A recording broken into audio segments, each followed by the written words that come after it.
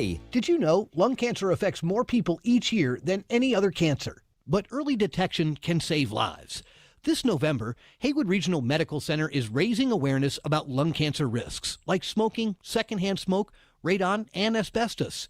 You can lower your risk by quitting tobacco, testing your home for radon, and getting screened, especially if you're at higher risk. Learn more this Lung Cancer Awareness Month at myhaywoodregional.com. That's myhaywoodregional.com. Portions of the following program were pre-recorded. From the Ingles studio, WPEK Fairview, WMXF Waynesville, W225CJ Candler, the #1 preset in your car, and the new and improved iHeartRadio app. Free never sounded so good. Now, your chance to win $1,000. Just enter this nationwide keyword on our website, money. That's money. Enter it now. Go to ESPNAVL.com to play, and good luck. Live from the Ingles studio, I can't wait to play with myself every day. the Sportsocracy. Damn the devil to hell! Let the big dog eat! Let him on the field! Come get you some of this. Fire them cannons! By golly, put more powder in those things. He couldn't take any more disappointment. Oh, my God. The Jets killed him.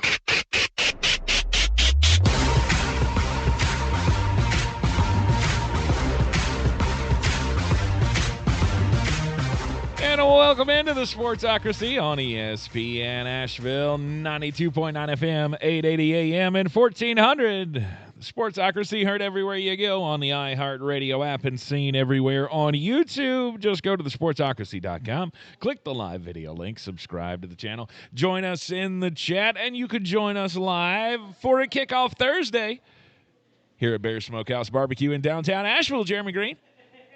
Woo! You got to be excited, man. We're back on the road again. Look, I am It's excited. not like we haven't spent enough time away from the studio. I haven't seen my house on a weekday before 11 o'clock since Tuesday of last week.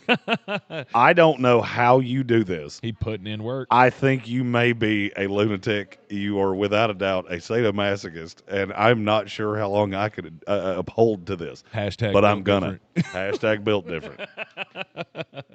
It is the Sportsocracy, and we are live at Bear Smokehouse Barbecue in downtown Asheville on the South Slope. It is a wonderful festive day here at the back alley bar.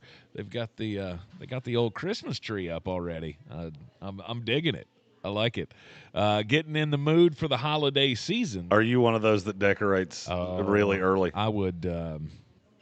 I've been thinking about it, honestly. My wife put on the calendar on the Saturday after Thanksgiving. She put she drew like a little, picture of a Christmas tree and was like, "We're going to put holiday decorations up." And I'm going, but if I got them out of the attic now, I could start sprinkling them in early. Tank. I'm sorry. I love Christmas. I love Christmas. I love Thanksgiving too. Mm-hmm. But Christmas decorations go with Thanksgiving. I mean, because we're kicking off. Cheryl agrees with me. I saw her shake her head. I live by a simple philosophy. Wait a minute. Every Christmas tree that goes up before Thanksgiving, an angel drowns an elf. And that's what I was getting ready to say. Cheryl's actively decorating a Christmas tree. Because Asheville's holiday parade. The holiday parade, yeah. That is true. Cheryl's the grand marshal of said parade. Not just me, all of Bears. Oh, it's all of Bears is the grand marshal for the parade. Nice. Let's go. So the Asheville Holiday Parade is coming up on Saturday. Our Parks Ford mobile studio will also be in said parade. Oh, we're driving the truck in the parade. I mean, we're driving the truck. I mean, if you have a mouse in your pocket. I mean, you're driving the truck in the parade, right? Tank, do I drive anywhere? No. You well, may. I can't drive the truck in the parade. You may not know this, but you got volunteered. I can't drive the truck in the parade. I already have a plan for the parade. What's your plan for the parade? Well, we've been offered. I can tell that he's hemming and hawing here. On for the WWNC portion of the parade, we've been offered a really cool car for me and Mark to ride in. So does that mean I have to drive the truck? And I'm thinking, And I'm thinking, I'm hoping that we could be together. You could be in the truck behind us, and then me and Mark are going to be like prom queen style in the back of the. If I get you a tiara, will you wear it? I absolutely will. Done. Robbie Wright, I'm coming to you, bro. We're going to get you a Sportsocracy tiara to wear in this parade. Yeah, no, we got a cool plan. No. The Asheville Holiday Parade, though. We're planning things on the air again. Coming up next Saturday, not this Saturday, yes. but next Saturday in downtown Asheville. It'll be back. And I think it'll be even super special because we didn't have it last year. Yes. It was the first time in my life that we did not have the Asheville Holiday Parade. Now, I'm glad we're doing it the Saturday before Thanksgiving. Right. I just don't understand why. But see, that's kind of my point. But we've always done it before Thanksgiving. The one we judged was the Saturday after Thanksgiving. No, you do it before Thanksgiving, so that way it airs on television on Thanksgiving.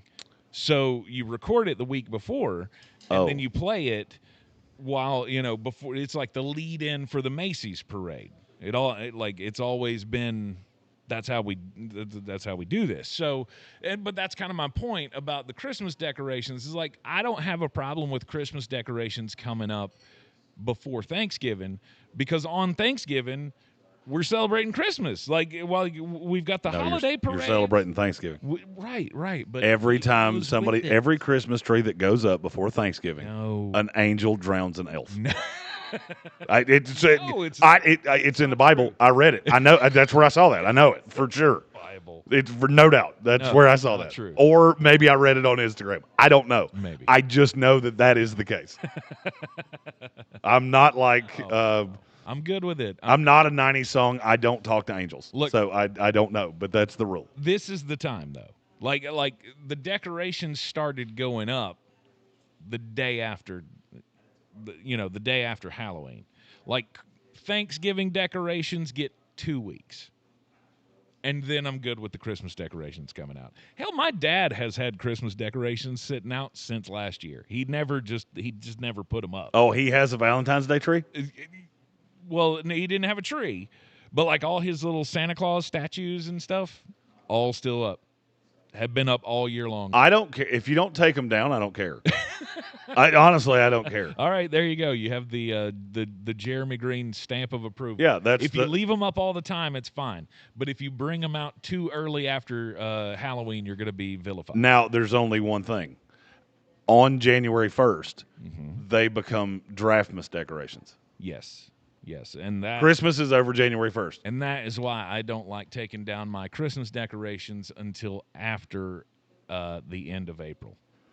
I've told Amy for years, I want to leave our Christmas tree up, take all the decorations off of it, and then I make handmade ornaments of all the players that I love in the draft, and we have a Draftmas tree in our house. That is an absolutely brilliant idea. I agree. I need you to convince her of that because she really hates that idea. But if you put it in the Mullet Manor studio, will she care all that much? I mean, I know that. Well, that means I have to put it up twice, which I'm Seacrest out on.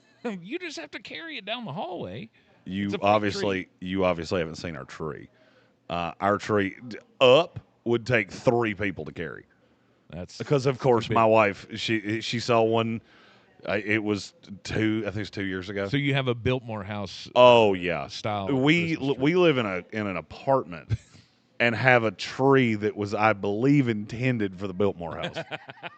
Like the tips like bent over at the top because we can't even put a topper on it. Yeah, I mean the ceiling's only, so we live on the top floor, so we have loft ceilings. They're like 12 feet tall. Right. But the tree's taller than that. The poor angels just all bent up on the ceiling. Like, no, the angels underneath the tree drowning an elf. Just for all you people that put your tree up too early. Oh no! Now is the time. Now is the time to start putting up your Christmas decorations. That way, it's all decorated for when the family comes over for Thanksgiving. Stone Sports Podcast. You can watch there's nothing like watching the Macy's Thanksgiving Day Parade. Never seen it. Man, I never miss it. I've never watched it. Never miss it. I am in front of my television by 10 a.m., 9 a.m., somewhere in that neighborhood every Thanksgiving so I can see the parade. Tank, can It's not Thanksgiving until I see Santa Claus. I do have to ask you a question. I mean, it's really a two-part question. Mm-hmm. How long have you been 60 years old? And why are you the only person born in the 80s that is somehow 60 years old? No, you have it backwards. I turned 8 once, and I never aged again. I still have that childhood innocence of I need my traditions, I need my feel-good moments, and I need to see Santa Claus. And if it wasn't so weird, I would go sit on Santa Claus's lap every year at the mall. I speak for all bearded large men. No. No, sir. You will not. Tank, why are you weird? Although I will pay whatever bail it requires for you at the Ingles giving tree lighting to stand in line to sit on Santa's lap. Oh, he'll let me do it. I promise you. I promise you. On a scale of 1 to a lot, how much scotch will he smell like if he agrees to this? Never. On a scale of 1 to my Uncle Daryl, how much like scotch is he going to smell like it? Christmas is for children, young and old. Draftmas is for nerds. Yes. Young and old. Most definitely. It is the Sportsocracy. We are here live at Bear's Smokehouse Barbecue in downtown Asheville. Kickoff Thursday Night Football tonight. It is the New York Jets. No, we had Dolphins. Yeah, we had that one last week. Last week. Okay. It feels like it was 8 weeks ago, but yeah, that was the last Thursday we were here. It's terrible. We got the New York Jets tonight. The New York Football Jets. Jeremy's all decked out in his Jets paraphernalia. I have my Michelin S starter jacket. I have my Salute the Service shirt on. Which I got to be honest with you, the throwback jet green jersey, the gang green jersey or jacket is phenomenal. Clarissa did a hell of a job. Oh, it's one of the best gifts I've ever received. Clarissa I love it. sells WNC.com. I was going to wear my Jordans today, but I knew we would be here for 11 hours, and the last time I did that, I don't think my feet recovered for about 4 days. Yeah, no. I've aged out of shoes. Jeremy, you haven't aged out of Christmas. Right. I have 100% aged out of shoes. Jeremy does not like foot prisons at all. Nope, no foot prisons. Yeah, he's got to wear his either open-toed sandals like a hippie or his Hey Dudes, which are only just a little step above the hippie movement. That's like, those are dude shoes. Those are like halfway between slippers and actual shoes. It's the best I can do. It's fine. I can't wear shoes. I'm old. I'm fat, and I broke my foot, and I don't like it. Don't like it. No foot prisons for Jeremy. We will be here for the game tonight, and I still say the best part about this game is it's either going to be just the absolute love fest for Drake May that will be on display, or it's going to be all about the uniforms. Because the New England Patriots uniforms, I've decided I have to have one of those. I don't know what it is. The slate blue uniforms. They're very sweet. Oh, they're awesome. The Jets Gotham City football ones are great too. We'll have the official pick coming up for at the end of the night. I'll bet you can probably figure out what it is. You never know. If you're a betting man, you take whatever you think I should say. You just bet on that because that's what it's going to be. They might have put that number a little too high for Jeremy. You never know. I do like points. He does not like giving up double digits in NFL games. Here's my rule. I don't like to give up double digits unless Justin Fields is the opposing quarterback. Right. It is a Threadbare Thursday as well, so get your comments into the YouTube stream. We also have super chats open. We have our first super chat of the day, and it's from our buddy.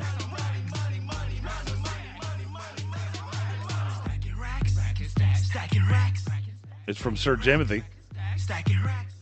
You having fun over there? I just like that one. That's a good one. I'm sure you do.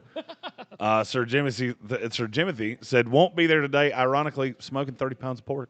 for the Black Mountain VFW Grand reopening. Oh, yeah. After 1.5 years tomorrow. Nice. Everyone come by tomorrow. Awesome.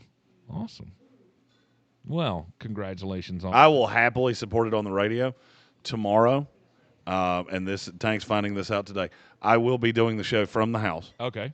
Mullet Manor. Yep. Because I'm not leaving my house again until I have to leave for Greenville Monday.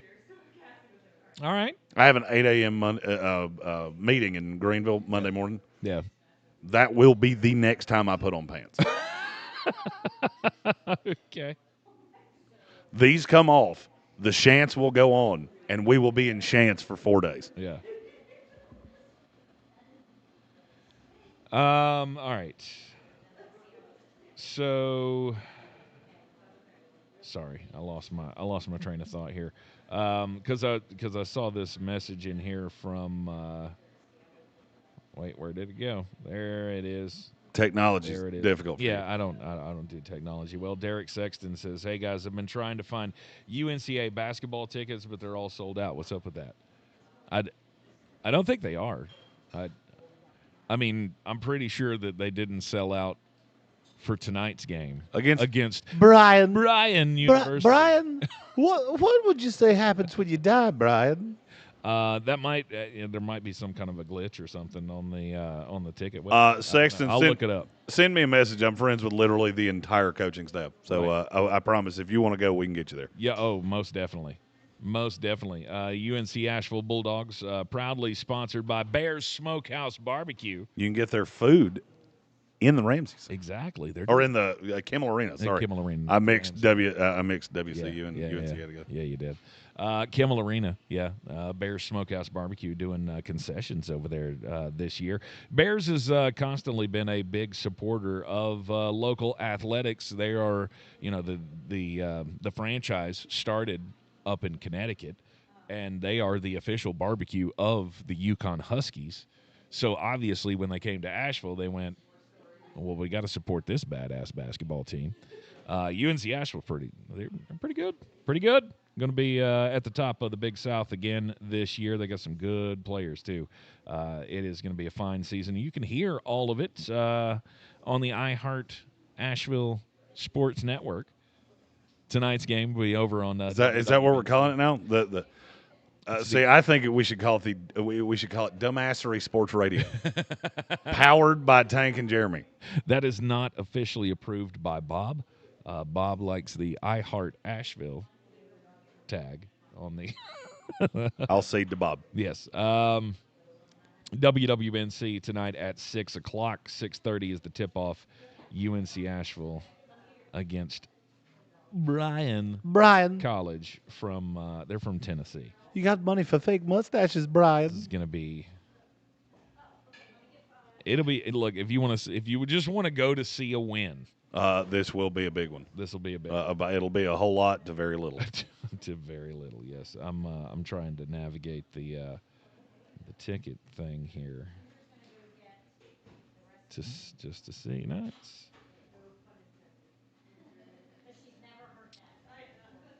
This is riveting radio time. Well, you should talk. What about watching you navigate a website? I'm trying to do things. You want to talk football? In theory, you could have done this in the commercial break and then said it afterwards. I could have, but now I'm all enthralled. And tickets still available. You can Boys and girls, this is UNCAshevilleBulldogs.com. Boys and girls, this is what happens when you have two men that work 70 hours in 4 days. They become very not bright. And that's where we are. Indeed. So, Thursday Night Football, kickoff to Week 11 in the NFL. Jeremy and I were talking before the program today because, of course, the discussion at Week 11 is all about, what's coming up in the future. Who's gonna be the MVP of the league? Sammy D. MVP. Yeah, and Sammy D is he's been making quite a case with the old Seattle Seahawks. Tank, I'm going to tell the people the same thing I told you before the show. I am your tribal chief, and I ask that you acknowledge me. Right. Because I'm the only one that saw it coming. You pretty much. Clairvoyance is I didn't hear it's a anybody thing. else out there singing the praises of Sam Darnold while he was, winning 4 games in the first 7 years of his career. So, I mean, we got to give you credit for that. Takes a very trained eye. On my way over here, the show before us was talking about how. Oh my God! I just came up with the greatest idea ever. What is that? So Stephen Tao in the YouTube chat said, "You ain't the OTC though." One tribal chief. That's the. Yeah. I want to make shirts for me. His is OTC. Mine should be OBCT. Oh, nice. OBC. Yeah. Good. It's happening. Yeah. It is. I don't know what that acronym is going to stand for, but I'm going to figure it out. Tribal chief. OBCT. OBCT. Bingo. Mm-hmm. That's not bad. Not bad at all. Everybody should have a marketing guy. I'm telling you, everybody should have a marketing guy. You can add that to the list of T-shirts. No doubt. I'm going to spend the entire weekend just making T-shirts. There you go. And now the number one is OBCT.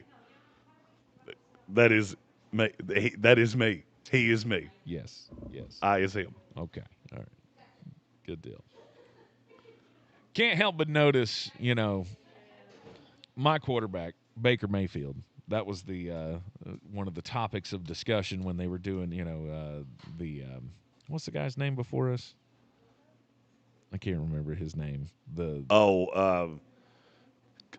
Clinton. Clinton Yates. Yeah. So they were doing, he's doing his show, and he does this little segment that is, you're not talking about this enough. And people can call in and say, hey, you're not talking about blah, blah, blah. And one guy called in and said, y'all aren't talking about Baker Mayfield enough. Like, he deserves to be talked about for MVP. Now, listen. No, he doesn't. Listen. Here's the thing. We found the peak of Baker Mayfield. It's not getting any better than this. And Tampa Bay fans, I want to implore all of you. We don't need it to get better than this. I mean, sure, you would love to have Tom Brady 2.0, but Baker Mayfield is not that. He is already just leagues above where we thought he was, right? Where the league thought he was when he came to the Tampa Bay Buccaneers. Do you remember the Carolina Panther years? I do. That's why I don't believe in him. Well, the year, I guess. And then he had that one game with the L.A. Rams, and nobody wanted him. We got him for what, $8 million? Which in quarterback money is like 10 cents. We got a dime store price for a quarterback that was widely seen as useless. Sure. And he comes into this system, and now all of a sudden he's the 6th, 5th best quarterback in the league, maybe? If you smoke crack, then he's at 5. Because I can name you 5 off the top of my head without thinking all that hard. We're going to see one tonight, Drake May, Pat Mahomes, Josh Allen.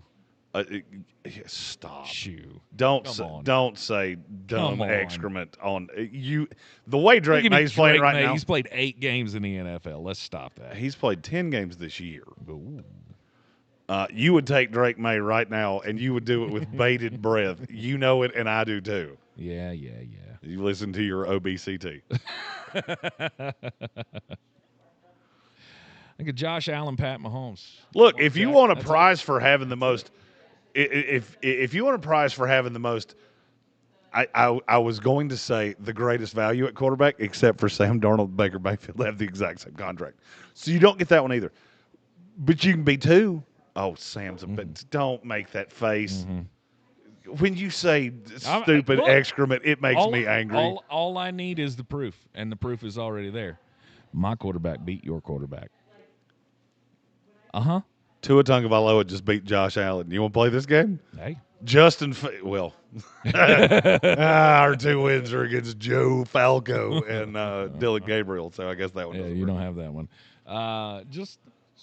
Putting in work with Bill Workman with the first submission for what OBCT should stand for. Okay. One big country talent.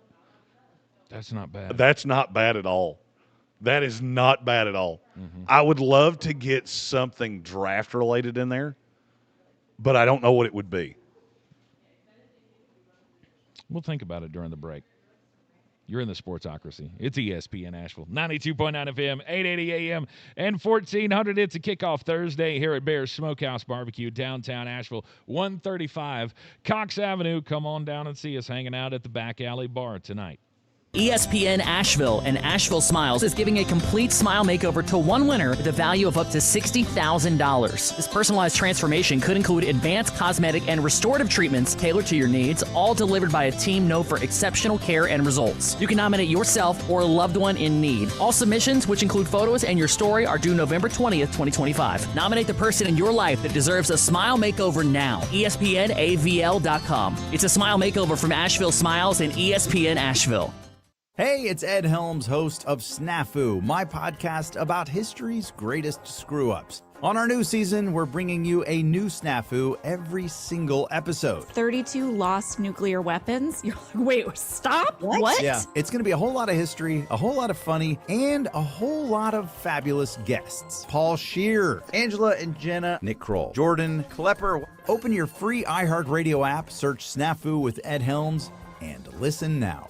Selling your home? Don't settle for average. Our real estate team at Clarissa Sells WNC and eXp Realty offers Zillow Showcase, an exclusive AI-powered listing experience available to just the top 10% of all listings in our area. With immersive media, cutting-edge design, and elevated marketing, Showcase listings, they go pending quicker and sell for up to $9,000 more than standard listings. Ready to stand out in a crowded market? Give our team a call today, 828-774-6343, because your home deserves the spotlight. I'm Coley Duffy. I'm Cody Ward. And we're the Chainsaw Brothers. Actually, we're cousins. A few days after Helene, we was in the driveway having a couple beers, waiting on the power to come back on. And we heard so many people calling, needing trees removed, and couldn't afford it. So I called my dad to borrow a chainsaw, and over the next few months, we cleared trees for our neighbors. Our business was born out of wanting to help Western North Carolina get back on our feet.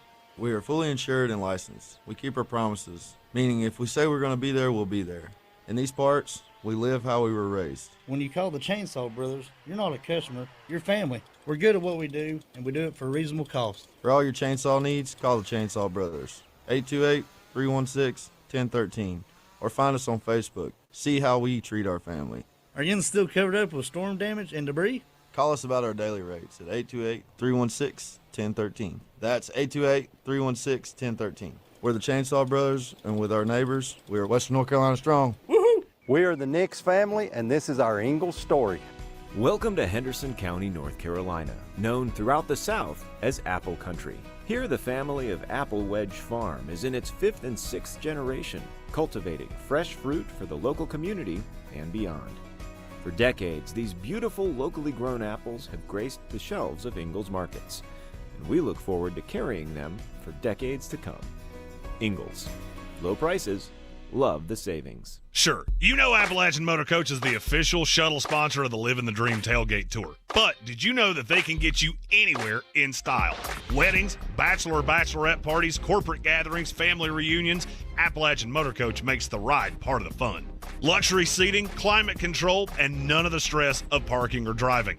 Appalachian Motor Coach gets you there relaxed, on time, and ready for the party. For more information, visit them at AppalachianMotorCoach.com. Appalachian Motor Coach, the best memories start on the ride. ESPN Asheville, your mountain weather forecast.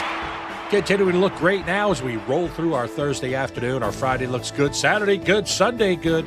More mild weather continuing. Very little chances of rain over the next 7 to 10 days. 60 today and sunny with a breeze. Tonight clear, 35. Somebody's going to be at or below freezing in some of our colder nooks and crannies. Friday sun could push the upper 60s. For me, that starts at 67, so let's go 67. Saturday sunny, 70. Sunday partly sunny, 65. From the Weather Channel, I'm meteorologist Ray Staging. This report is sponsored by Audible. Audible's romance collection has something to satisfy every side of you. Fall for a brooding duke. Dive into a steamy romantasy series from Sarah J. Maas. Or find the perfect rom-com from Lily Chu. Start listening free when you sign up for a 30-day trial at audible.com. Why choose a Sleep Number smart bed? Can I make my site softer? Can I make my site firmer? Can we sleep cooler?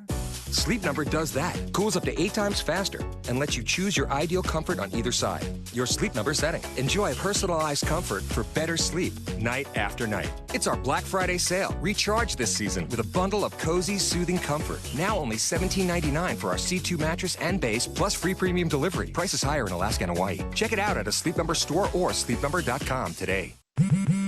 At Straight Talk, we know the holidays are your time to say yes. So why put up with a wireless company that makes you say out of data? Or no service here? Switch to Straight Talk and say yes to real unlimited data on a reliable 5G network covered by Verizon. And with a free 5G phone when you activate select plans, someone else in your family can say yes! Available at straighttalk.com and Walmart. Based on RootMetrics State of 5G Report, United States 1H 2025. Experiences may vary. Not an endorsement of Verizon. For network management practices, visit straighttalk.com. Isn't it nice to know at least one of your streaming apps is completely free? Yeah, you get the iHeartRadio app without the pesky monthly fee. Live radio, playlists for everything, and the most podcasts on the planet. Join the millions who already have it. iHeartRadio, the #1 app for radio. The iHeartRadio app now has presets. Just like in the car. You're our #1. Make us yours. ESPN Asheville, the mountain's favorite sports station, streaming 24/7. Your home for the Sportsocracy. Weekdays at noon. The Tar Heels and Atlanta Braves baseball. This football season, Bear Smokehouse Barbecue is where the fans feast. Catch every game Thursday, Saturday, Sunday, and Monday on big screens with booming sound, cold drinks, and the best barbecue in town. Bring your crew and tackle the game day grub package. A dozen wings, a pound of pork or chicken, a full rack of ribs, 3 pints of sides, and slider rolls, feeding 4 hungry fans. Whether you're cheering for touchdowns or just here for the ribs, Bears is the ultimate game day destination. Bears Barbecue in downtown Asheville, your home for football, where the fans feast. This is J.W. Whitley, General Manager at Parks Ford of Hendersonville. Our value of commitment. Committed to you as our customers and the community that we serve. To do better, be better every day. That's the Parks Promise. Experience the Parks Promise today at parksfordhendersonville.com. This is where it starts. Where your story begins. This is the trail you blaze yourself. And step by step, you get stronger, faster, better. This is where it starts. How will you finish? Ingles, we're with you every step of the way.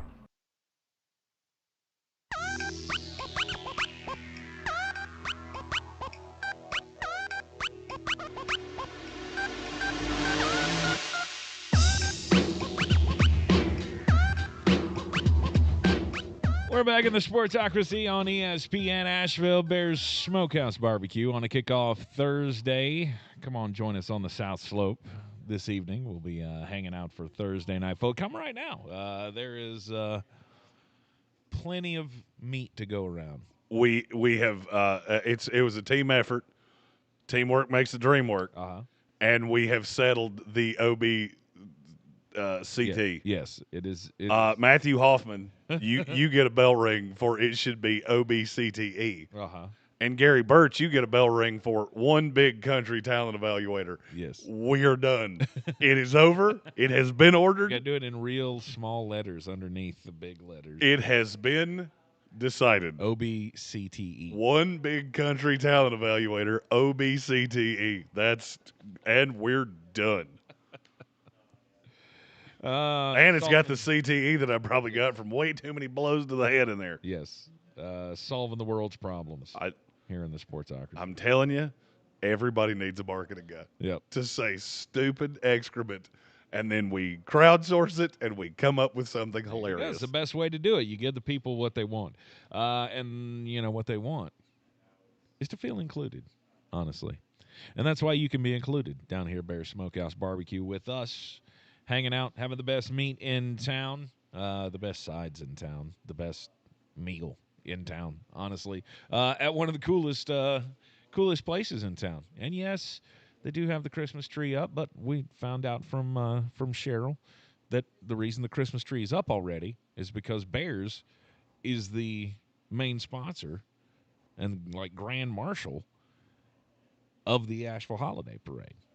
Coming up next Saturday. So come on down here and hang out. Don't forget that you can order your Thanksgiving Bear Feast at bearsbbq.com. All orders got to be in by November the 22nd. Why on earth would you waste your time cooking when Bears can do it? Well, honestly, better than you can. Well, you said so you can spend more time with your family. I'm using it as an excuse to spend less time with mine.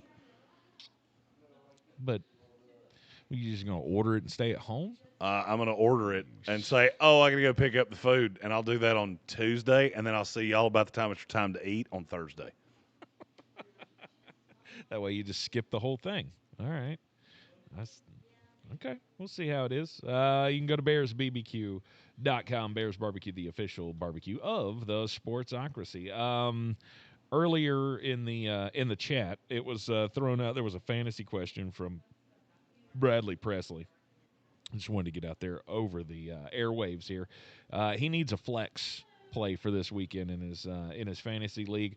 Breece Hall, Xavier Worthy, DK Metcalf, or Tet McMillan.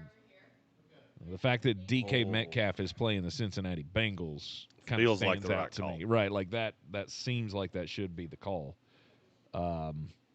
Although I'm kind of at a point where I mean, it's hard not to play Tet McMillan. It's hard not to play Breece Hall, too. He's the only piece for the Jets. He's all they have.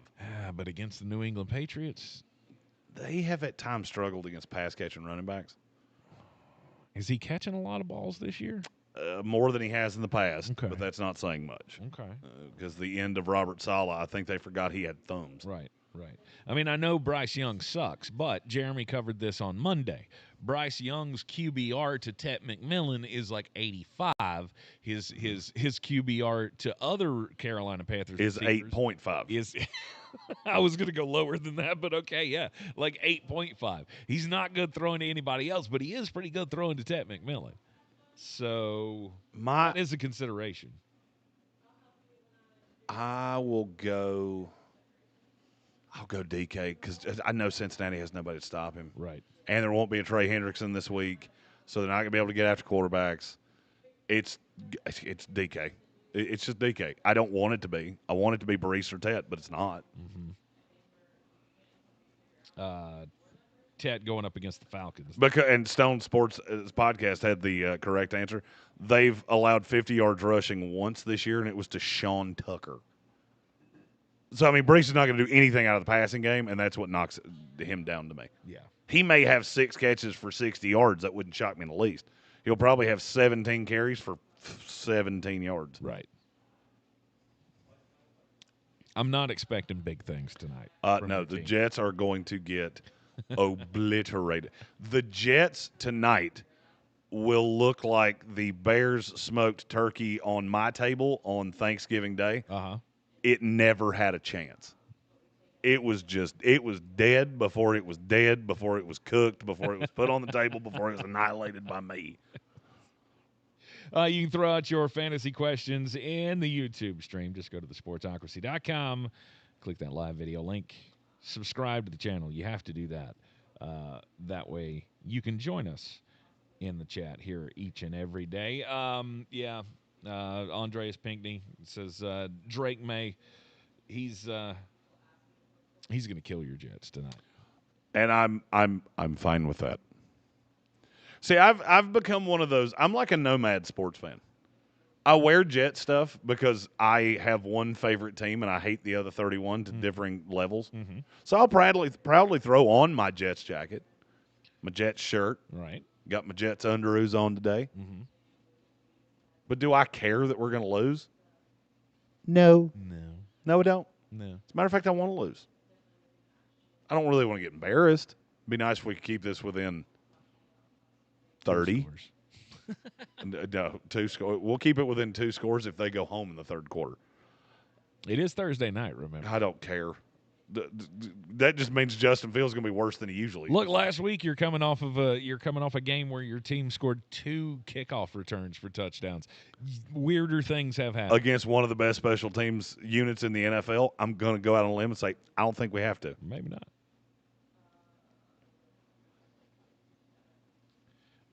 Randy wants to know over under 100 yards of offense tonight for the Jets. Over. But I had to think about it, which tells you everything you need to know. But barely. It definitely could end up being one of those. The Jets have 47 yards at halftime. Oh, I'm curious if Justin Fields can set an NFL record, 4th time in a season having less than 0 yards passing in a half.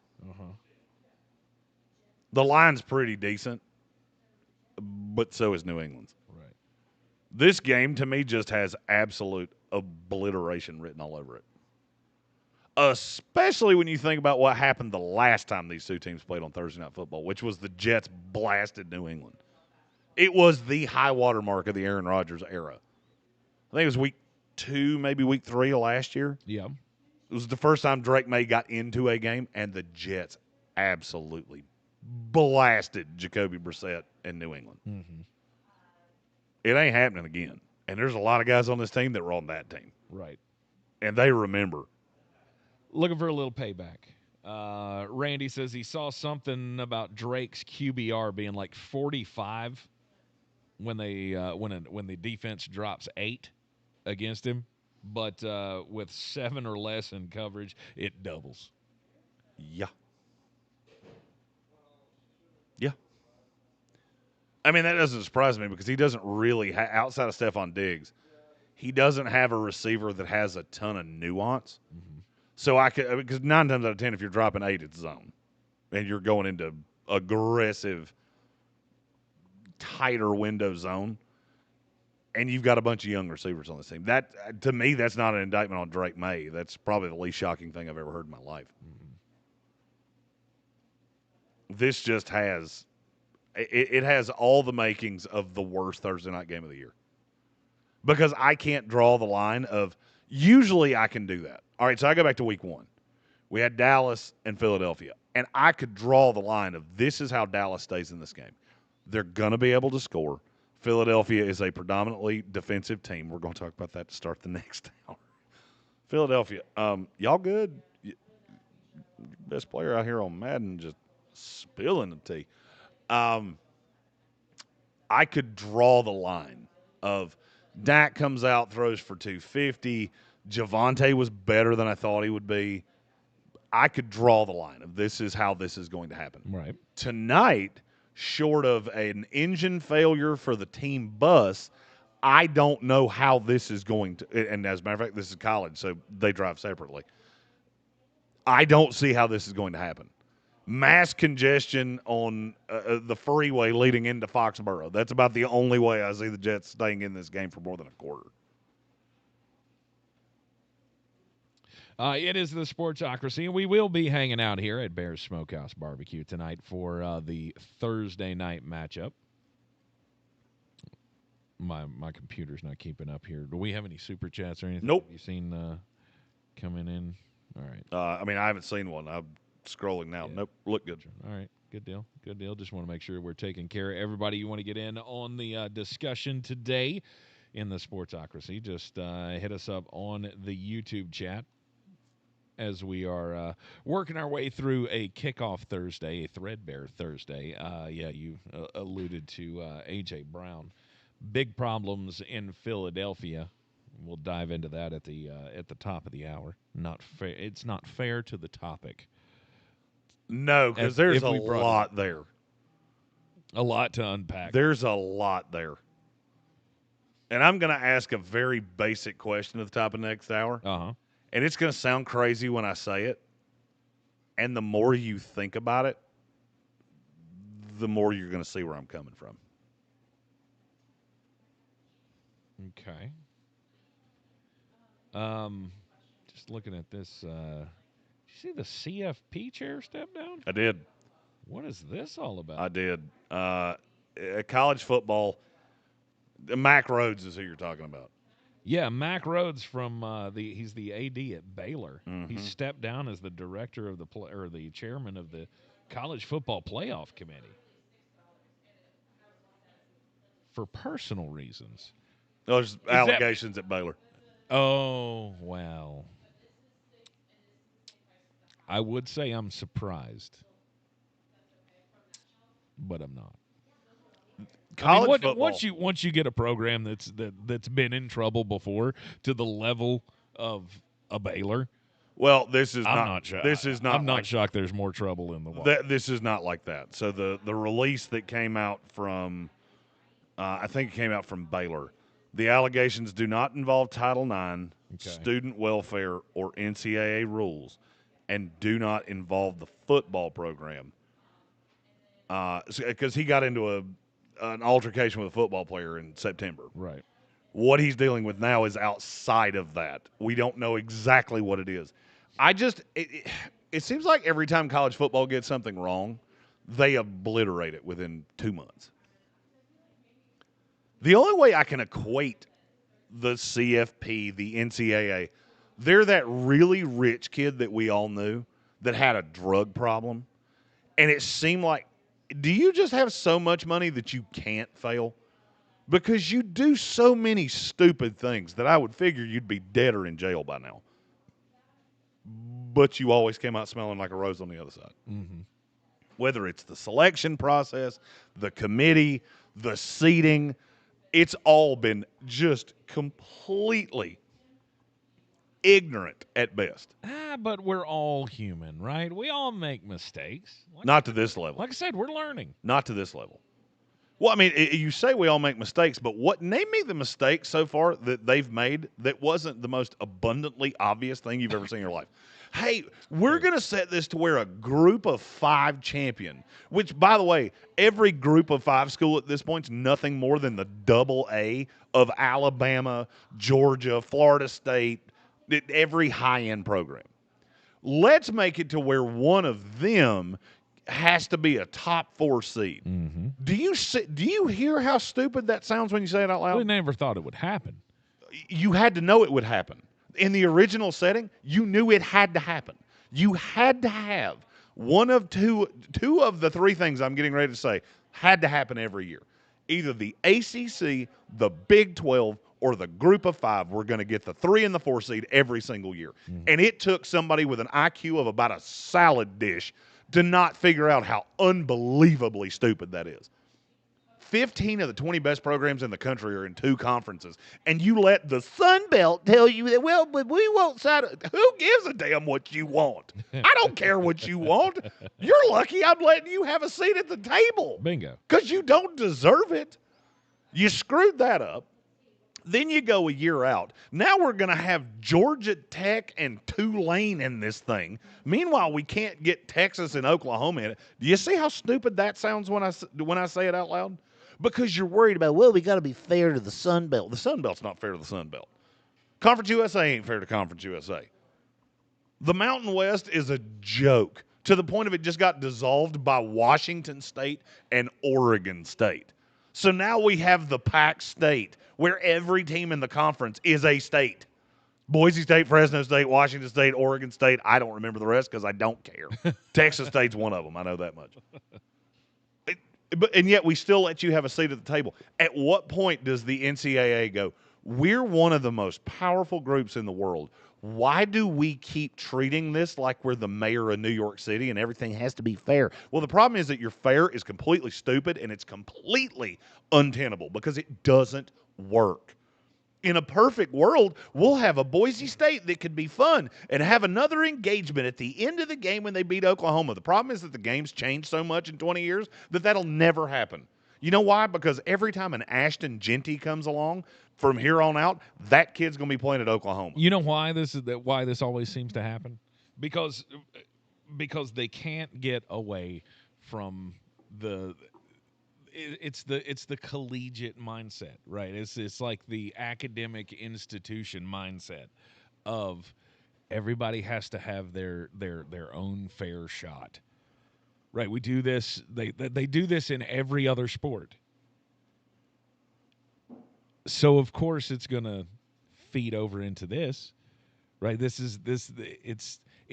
mindset. All right, of so the you say they do this. campus. So you say they do this in every other sport. Explain what you mean by that. No, I mean I think I know what you mean. They do this in every other, not just every other sport, in every other walk of life, right? It's how the what am I saying? It's the spirit of competition, right? It's there are no greater thans. Well, But that's there not are, though. true. But there are, though. Exactly. This is just like every all right, so college football has got to stop treating itself. But it's part of the Title IX mindset. No, Title Part IX of has all to of do with gender equity. And I'm fine with that. That's the same You're thing, doing but it's not, though. It's not. You're allocating the same television resources to women's basketball that you are to men's. I get that. I have no problem with that. That's the way, frankly, it's the way it should be. Good with every bit of that. Right now, women's college basketball is more popular than men's. That's not an opinion; it's a fact. I got no qualms there. Where I have a qualm is you painted yourself into a corner. You did this to you. The NCAA, the Mark Emmerts of the world, and all of these other people, Mike Slive, that have been in positions of power. You painted yourself into this corner. And now it's like you put your fingers in your ears every single year. And then I see the chair of the CFP committee steps down, and I go, I'm not even kind of surprised. No. Because you are the dumbest entity in the history of billion-dollar entities. Unequivocally. Because you're so scared that it's not fair. You know what's not fair? The fact that Texas Tech pulled out a $28 million check and said, we won the Big 12. Do something about it. And you know what every team in that conference did? Not a damn thing. They sat there and watched them do it. I knew this was coming in January. Every other team in the Big 12 knew it. You know what they did? They sat on their hands. Deion Sanders tried, but he's a terrible coach, and players know that. Because they're looking around going, who have you developed? Like in terms of actual players, who have you developed? No. Meanwhile, you have good coaches in that conference. Rich Rodriguez is a good coach. I'm a little biased, but Rich Rodriguez is a good coach. Kyle Whittingham's a good coach. And every one of these schools went, well, we have the money in the coffers, and we could spend this to have a competitive football team. But like the Oakland A's, we're going to put it in our pocket and see if it accrues interest. You know what that means for people like me? I don't care about you. I don't care about Tulane. I don't care about James Madison. I don't care. You don't spend the money. Most of you don't have the money. You try really hard, and that's awesome. Go enjoy the Liberty Bowl. Go enjoy the Gator Bowl. I do not care. I don't want to see you in this playoff. I'm looking at college football right now, and I mean this. I 100% mean what I'm getting ready to say. You could tell me the 12 teams in the college football playoff came out of the Big Ten and the SEC, and I would be more excited about this than I am right now. I completely agree with you. And Gambit fan hit it on the head. What about those of us who do have it and refuse to spend it? I care less about you than I care about James Madison. I care more about you, or I care less about you than I do about Tulane, because Tulane doesn't have it. Tulane's doing more with less. They have a great coach who bypassed North Carolina, who bypassed several other jobs that he could have had because he wanted to stay at Tulane. He loves it down there. And now he's the fallback option at LSU. Look, but he will be stolen from you at the first opportunity. I honestly believe college football has not figured out it's a professional sport yet. I mean, because we have to have student athletes. Exactly. That it's like I say, it's all part of that. Fair's fair, and there are no graders than others. No, there are graders than others, and they reside in the SEC and the Big Ten. Look, those are the programs, for the most part, that have poured all of their resources into making this what it is, to raising the interest. There's a reason why the SEC does so well in ratings all the time. Because the worst team in the SEC would dog walk practically every other team in every other conference. No doubt about it. Arkansas right now is dead last in the SEC. They would take every team in the Sun Belt back behind the barn and beat you brainless. Agreed. A couple of you might be able to keep it within 2 scores. And look, even at that point, those teams can't really do anything about it. Sure. And you want to reward them. The ACC, that's different. 100% it is. Boston College, I know what the coffers look like at Florida State. I know what the coffers look like at Clemson. I know what they look like at Louisville and Carolina and a slew of others. And some of you spend. Louisville spends. That's why Louisville's competitive. Georgia Tech started spending because they started hitting up some of those billionaires and millionaires that are in Atlanta going, hey, you need a tax write-off? How about you chuck it into this NIL fund so we can go get a Haynes King? So we can go get some of these players and stop losing them to Auburn every single year. And weird, as soon as you did that, you got competitive. This is Major League Baseball all over again. And it's making me angry because unlike baseball, I love this sport. Mm-hmm. And you keep doing things like this, and I'm telling you, you make enough mistakes, just like that rich kid you were friends with in school. You make enough mistakes, you drive drunk enough times, eventually you're going to screw this up. Mm-hmm. And we're going to stop because the NFL is going to look at you and go, hey, you know what happened to the NBA? They stopped being a filler program to us. College basketball stopped being a filler program to the NBA. That's how college basketball went to hell in a handbasket, and so did the NBA. Because stars come into this league, and you don't know who they are. And the NFL at some point will look at college football and go, you know we can do this better than you, right? You know if we decide we want to have a minor league where we pay these guys $1 million a year, we can do that. And it won't have the tradition of college football, but if you keep screwing this up, we will take it from you. Because it's, to me, the only thing that can hurt the NFL. Yeah, I don't think it's that big of an infraction, though. I mean, one year you made the rules because you never thought it was going to happen. You never thought that there was going to be that maybe once in a blue moon you were going to end up with what you had last year. I mean, you had a nightmare of buys. You had Arizona State and Boise State, which you did to yourself. Very predictable. Never would have thought that would happen. So what did you think was going to happen? See, this is my problem with the NCAAs. Okay, you didn't think that was going to happen. What did you think was going to happen? What team in the Big 12 or the ACC did you think was going to be the Florida State or Clemson? Cool. What did you think was going to happen in Group of 5? What did you think was going to happen in the Big 12, which was basically just the de facto Pac-12 with a bunch of former Big East teams that nobody cares about? You thought it was going to go the same way that it goes most years, where the SEC team, the SEC champion is the number 1 team in the country, and the Big Ten team is the number 2 team in the country, and the ACC champion is the number 4 team in the country, and the Big 12 champion might be the 6th best team in the country. But at no point is Boise State going to be higher than 8th, or that one time when Cincinnati was 4th in the country or whatever it was. Those are the outliers that you thought was going to happen. Problem is, first year it completely screwed you because you ended up with 2 programs that got buys that weren't draws. Arizona State's not a draw. There is no draw in the Big 12. They don't have one. It doesn't exist. That's why it was so stupid to begin with. But you had one when you drew the rules because Texas and Oklahoma. You knew they were leaving. They had 3 years before they were allowed to leave the Big 12. These rules were drawn up long after you knew they were leaving. You knew. You were looking at the Big 12 going, it's BYU or Colorado. TCU. And nobody will care. Right. Nobody cared about TCU. Everybody says, oh, that was fun. Check the ratings. Wasn't that fun? Weird. About 10 million of you compared to the Alabama, Michigans of the world. Mm-hmm. Yeah, weird. You tuned out to that. But you said something in that last diatribe you just did.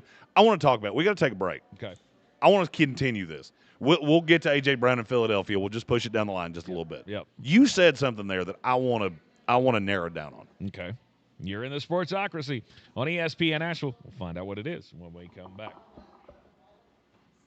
ESPN Asheville, your mountain weather forecast. Continuing to look great now as we roll through our Thursday afternoon. Our Friday looks good. Saturday, good. Sunday, good. More mild weather continuing. Very little chances of rain over the next 7 to 10 days. 60 today and sunny with a breeze. Tonight, clear, 35. Somebody's going to be at or below freezing in some of our colder nooks and crannies. Friday, sun could push the upper 60s. For me, that starts at 67, so let's go 67. Saturday, sunny, 70. Sunday, partly sunny, 65. From the Weather Channel, I'm meteorologist Ray Staging. This report is sponsored by Lowe's. Lowe's honors verified military members, veterans, and their spouses this Veterans Day and every day with 10% off eligible purchases with no annual limit. Thank you for your bravery and service. Verify today at Lowe's.com/military. 10% discount can't be combined with another offer. Exclusion terms and conditions apply. This is Jim. Hello. Jim started advertising with iHeartRadio way back in April. And now... I have customers out the door! And this is Sarah. Hi. She started putting a portion of her marketing dollars in podcasting back in June. Business is booming. That's why I'm working on a Saturday. Want to be like Jim and Sarah? It's easy.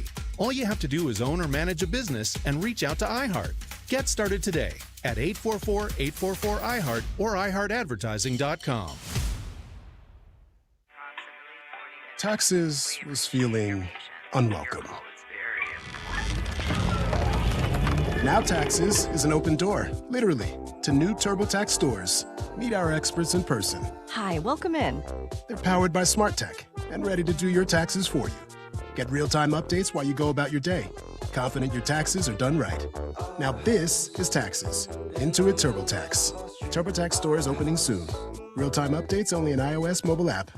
It all comes down to this, folks. Yep, the entire season is on the line. But my throat has officially thrown in the towel. Sounds like you need Vicks VapoCool drops. They're max strength and vaporize sore throat pain. Whoa! These VapoCool drops hit fast. Speaking of fast, did you just see that play? Yeah, he vaporized that ball. That pun should have come with a penalty. Vaporize sore throat pain with Vicks VapoCool drops. Use as directed. Wish you could save on home insurance? With Allstate, you could easily save and get quality protection. Yep, it's a win-win. So what are you waiting for? Check Allstate first for a quote today. You're in good hands with Allstate. ESPN Asheville, broadcasting from the Ingles studio at Radio Ranch. Log on to ESPNAVL.com and make us your #1 preset on the iHeartRadio app. ESPN Asheville, #1 for sports coverage in the mountains.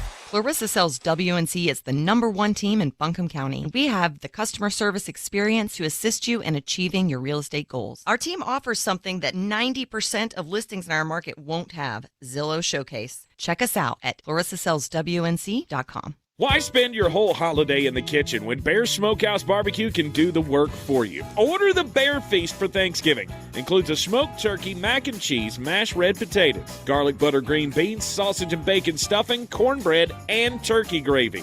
It feeds 6 to 8, or you can choose the Little Bear Feast for smaller gatherings. Then add in a pumpkin pie or an apple crisp for the perfect finish. Visit BearsBBQ.com/Thanksgiving and order by November 22nd. Bear's Smokehouse Barbecue, Thanksgiving made easy and delicious.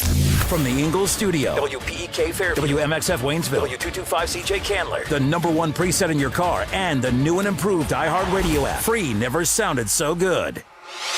Now, your chance to win $1,000. Just enter this nationwide keyword on our website, bank. That's bank. Enter it now. Go to ESPNAVL.com to play, and good luck.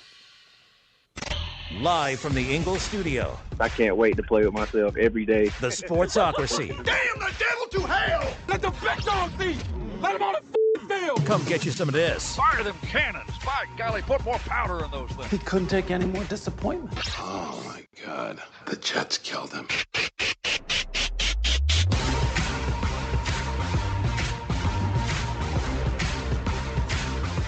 It is ESPN Asheville, the Sportsocracy, coming to you live on 92.9 FM, 880 AM, and 1400. We are heard everywhere you go on the iHeartRadio app. Seen everywhere around the world on the YouTubes. Just go to the sportsocracy.com, click the live video link, subscribe to the channel. You can join us in the chat, or you can join us live at Bear's Smokehouse Barbecue in downtown Asheville.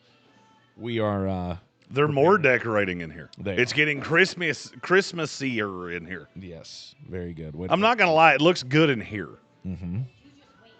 Cheryl said, you just wait. Oh, she's hanging ornaments from the ceiling. Oh, my goodness. Is that a bear mug? What is that? That is a bear mug. Are these for sale in the store? You can just have them. Look at that. Oh, Bear's we need those for our set. Smokehouse Barbecue. Those are sweet. Those are awesome. Love it. You know what? You could put tequila in there. I you could see put it. A lot of tequila in No there. doubt. I don't know if you should try to do that. I mean, I was thinking it's the ceramic bear mug thing. That could be my coffee cup. Put coffee in it? Yeah, I was thinking like hot chocolate for the holiday season. I could put Some their apple cider. delicious chili that I was smelling earlier. Yeah, they have brisket chili. They do. That's going to be my din-dins tonight. Bear's Smokehouse Barbecue, 135 Coxe Avenue in downtown Asheville. It is should be your lunch spot. Should be the back alley bar. Should be your place to come watch football every night of the week. And then, of course, for Thanksgiving, don't do the cooking yourself. Let the professionals do it. Bear's Smokehouse Barbecue. They've got the big bear feast. They've got the little bear feast if you're not having like 8 people at your house and it's just like the two of you, or just a small family. So we have 3, and I got the big bear. Well, I was going to say, depending on your size and appetite, I mean, you clearly can get the big bear feast for for fewer than 6 to 8 people. So you're saying if you are the OBCTE, then you should have the big boy. You should get the big bear feast. Yes, go all in. You get the turkey, and you get all the fixins, and you could throw in pumpkin pie. They've got the apple crisp as well, which is fantastic for Thanksgiving. Oh, and food just came our way. And Megan brings out just trays of heaven. It's about to get gross on the stream because I'm gonna eat this while you're talking. Oh, well, don't do that. I'm so hungry. I get it. Jeremy actually he takes the extra step with his. Is that a bear bowl or is that a bear attack? That's the bear attack. So the bear attack, not the bear bowl. The bear attack is the meat and the mac and cheese, and then he throws collard greens on top. They have the best collard greens in the world. They do. And I'm picky. They're fantastic. I have the brisket and the broccoli salad and the collard greens on the way in the commercial break. So let's get to talk and waste some time here so we can to go by faster. Welcome into the program. If you're just joining us again, we're hanging out here every Thursday for a kickoff Thursday. The game tonight, the New England Patriots and the New York Jets. Jeremy's already decided, or long ago decided this season that he doesn't care. So it's not like you're going to be hanging out with sad Jeremy. At this point, he's just going to be reveling in the fact that he loved Drake May, and was correct. He's very good at the foosballs. When we last left you before the last commercial break, we were talking about the college football playoff. And Jeremy believes that college football is going to get it wrong to a point where we'll stop watching it. I don't think we'll ever get to that point. No. That's not what I said at all.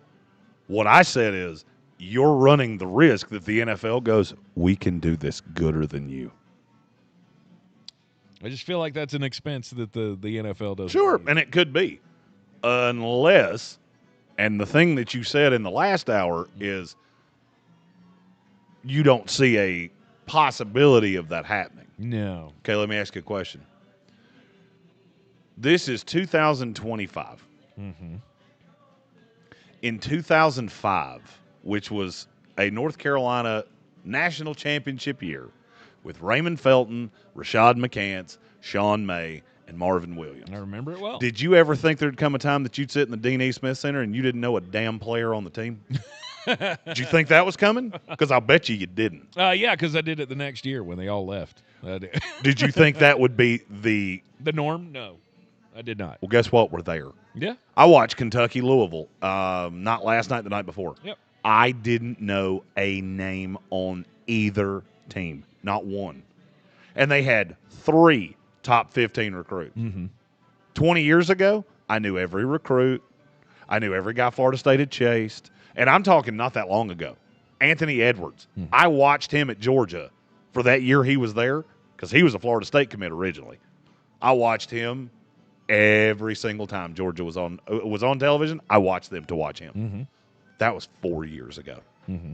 I don't know anybody in the sport, and I would bet you every person listening to us right now is in the exact same boat. You know Caleb Wilson. Mm-hmm. Did you know him a week ago? No. Nope. You watched him beat up on Kansas if you're a Carolina fan, and you went, I like that kid. Mm-hmm. You never thought it'd happen with college basketball either, but guess what? It did. And you know why it did? Because the NBA looked at college basketball and went, we're losing smart coaches seemingly year after year after year after year, and we're getting a lot of coaches that are not necessarily giving us the most prepared players because they were getting players not out of high schools, but out of AAU programs. And what'd they do to stop it? Well, we'll go the G League, and you can play for the G League Ignite for some former 8th guy off the bench for the Chicago Bulls, and he'll really teach you how to play. The problem is it didn't work because the NBA, much like the NCAA, can't get out of their own way. So the reason that I'm saying this, the bust rate for quarterbacks has never been higher than it is right now. Do you think that's ironic? Because I don't. Bill Workman and I have been working on we'll say a theory. Okay. He is a draft nerd like me. Mm-hmm. We're making Tank a draft nerd like us. Okay. I would say I'm much closer than I was. No, I would say I will say right now, and I heard you say this to somebody the other day.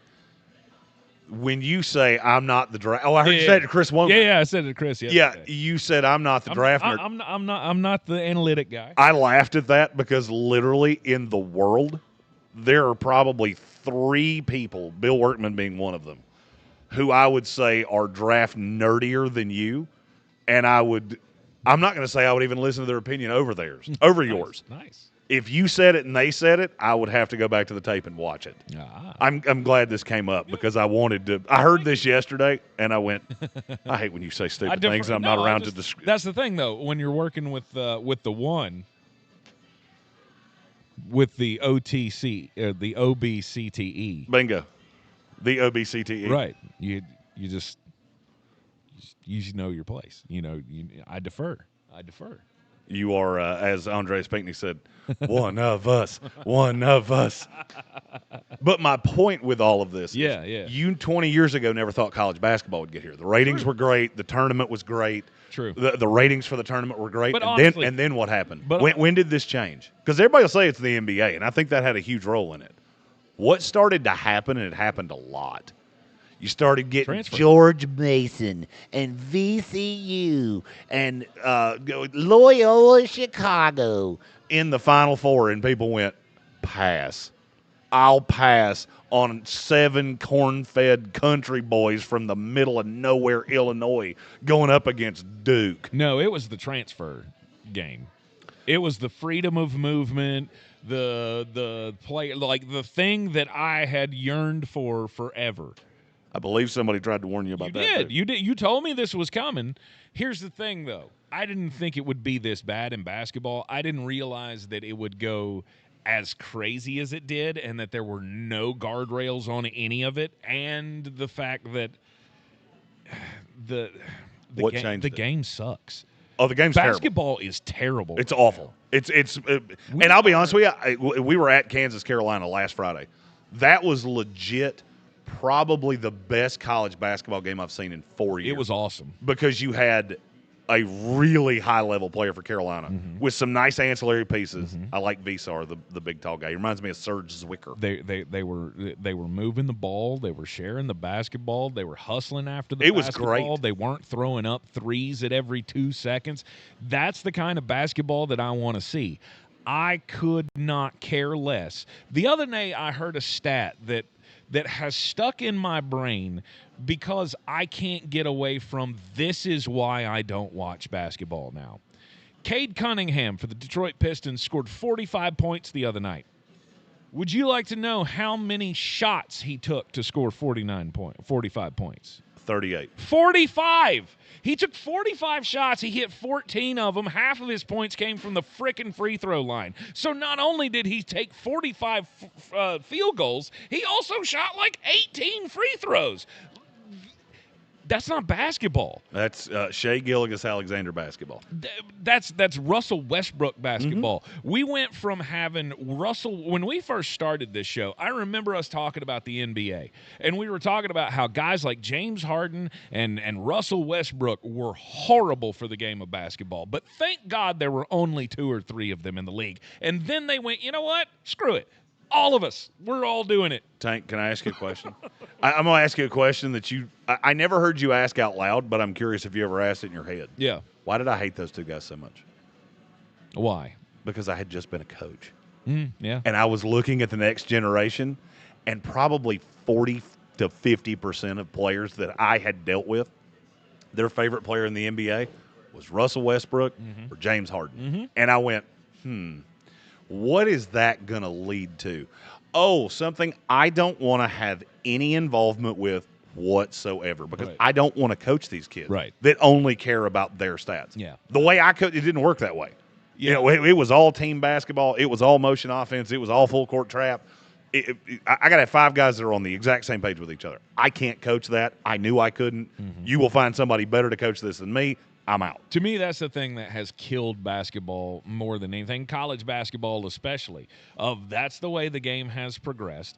Now we added in the COVID years and the freedom of movement and the NIL, and now guys are playing for 4 and 5 colleges in a 4 and 5 year career. It's too much, and it killed all of that. Killed it. Mm-hmm. I don't foresee that happening to football. All right, so let me tell you why I disagree with you. I'm going to give you a name. I don't think so. Oh, I don't think my head could fit in that Santa hat, but I wish it would, because I totally rock it. That was awesome. So let me give you a name, mm-hmm.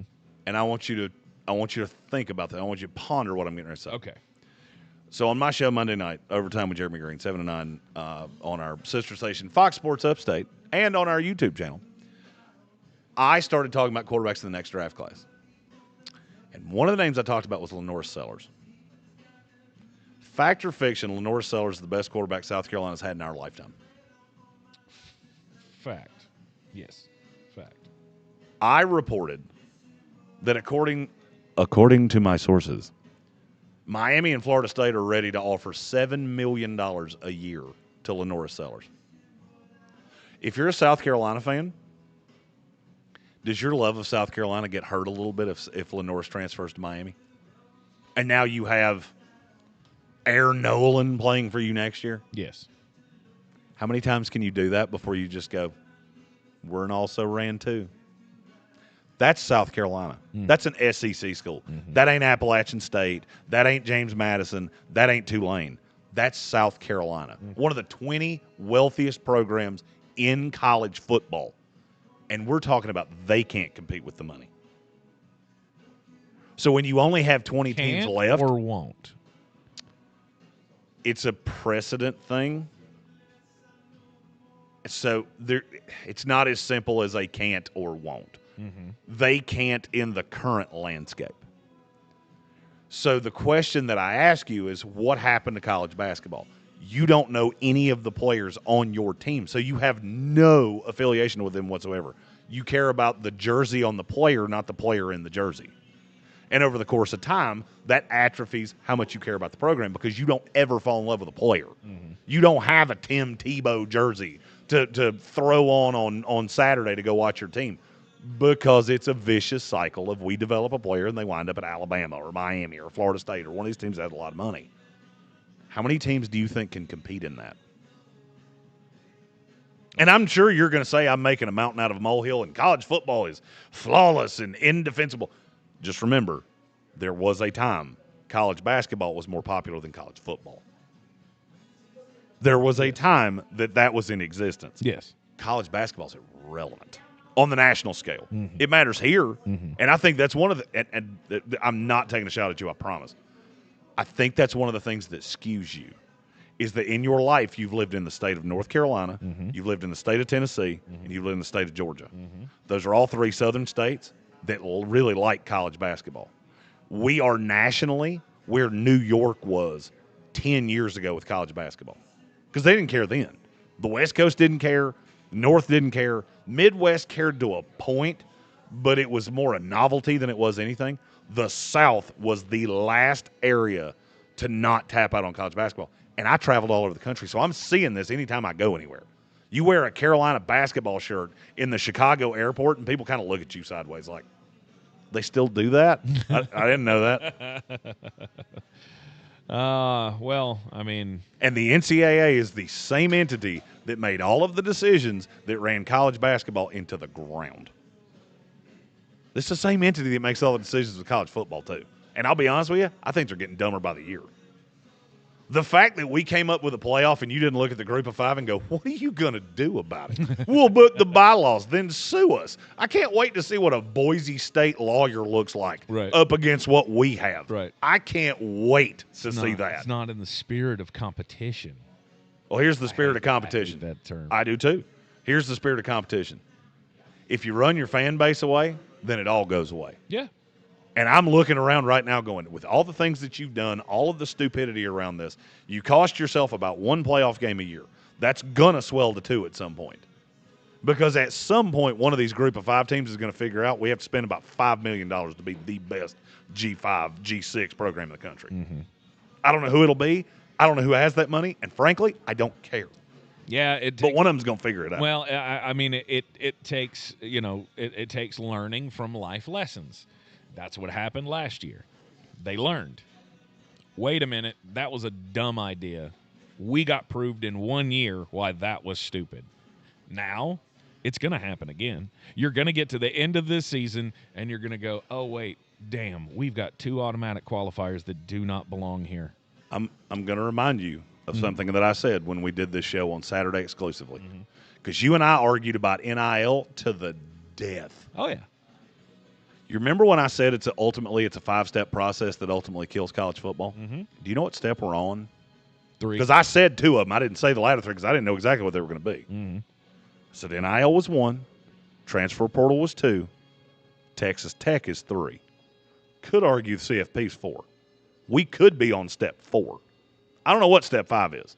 Texas Tech's already proven you can buy a spot in this playoff and you'll make more money than you spend. Mm-hmm.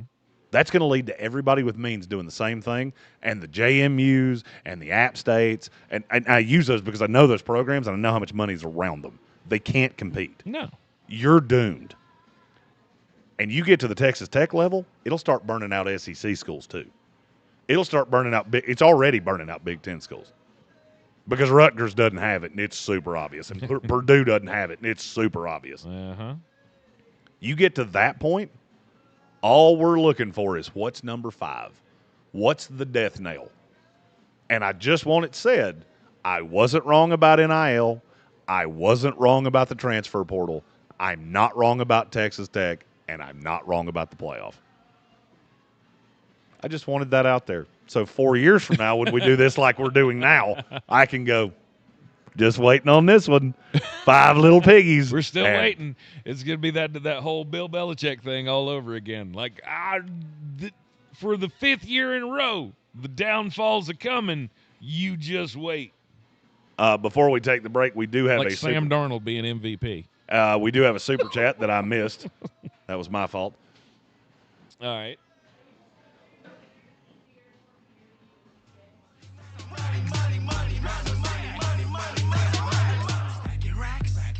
This is in reference to tonight's Thursday Night Football. It's from Soaring Eagle. He said, as long as Drake May and Stephon Diggs pop in fantasy, it's fine. I will give you one caveat about Stephon Diggs tonight. Mm-hmm. I don't know that he has to. With no Sauce Gardner, the Jets are really vulnerable on the outside. And Jarvis Brownlee's played pretty well in the slot, which is where Stephon Diggs gets most of his work. I'm going to say a name, and it's going to sound a little nuts when I say it. I like Mike Hollins tonight. That was the name. The Jets have struggled with big receivers for years. Mm-hmm. Sauce was the only one that could deal with them. If I was throwing a dart, like I'm looking at my roster in fantasy football going, I am so screwed this week. Chuck that dart at Mac Hollins. Don't be shocked if he gets in the end zone. Go pick him up off the waiver wire. I will not be shocked. I have a bet on him for anytime touchdown scored tonight. Do you? Mm-hmm. Okay. All right. Because I've watched too many big receivers that don't make any sense wind up in the end zone against the Jets. You are in the Sportsocracy. It is ESPN Asheville. It's a kickoff Thursday, Week 11, beginning tonight at Bears Smokehouse Barbecue in downtown Asheville at the Back Alley Bar. We'll be back live right after this. Wishing the holidays could come early? If you own or manage your business, they can. With help from iHeartRadio. People are already shopping for their loved ones and hunting for deals wherever they can find them, including right here. They're listening to the radio. They're listening to podcasts. They could be listening to you. Don't wait for everyone else to kick off the holidays. Get your best season of the year up and running today. Call 844-844-iHeart or visit iHeartAdvertising.com.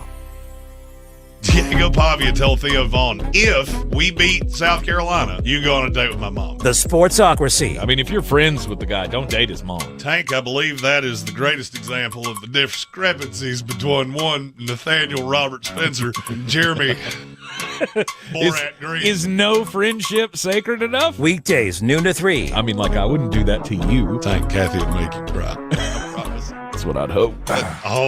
On Asheville's #1 sports station, ESPN Asheville. This is the story of the one. As a custodial supervisor at a high school, he knows that during cold and flu season, germs spread fast.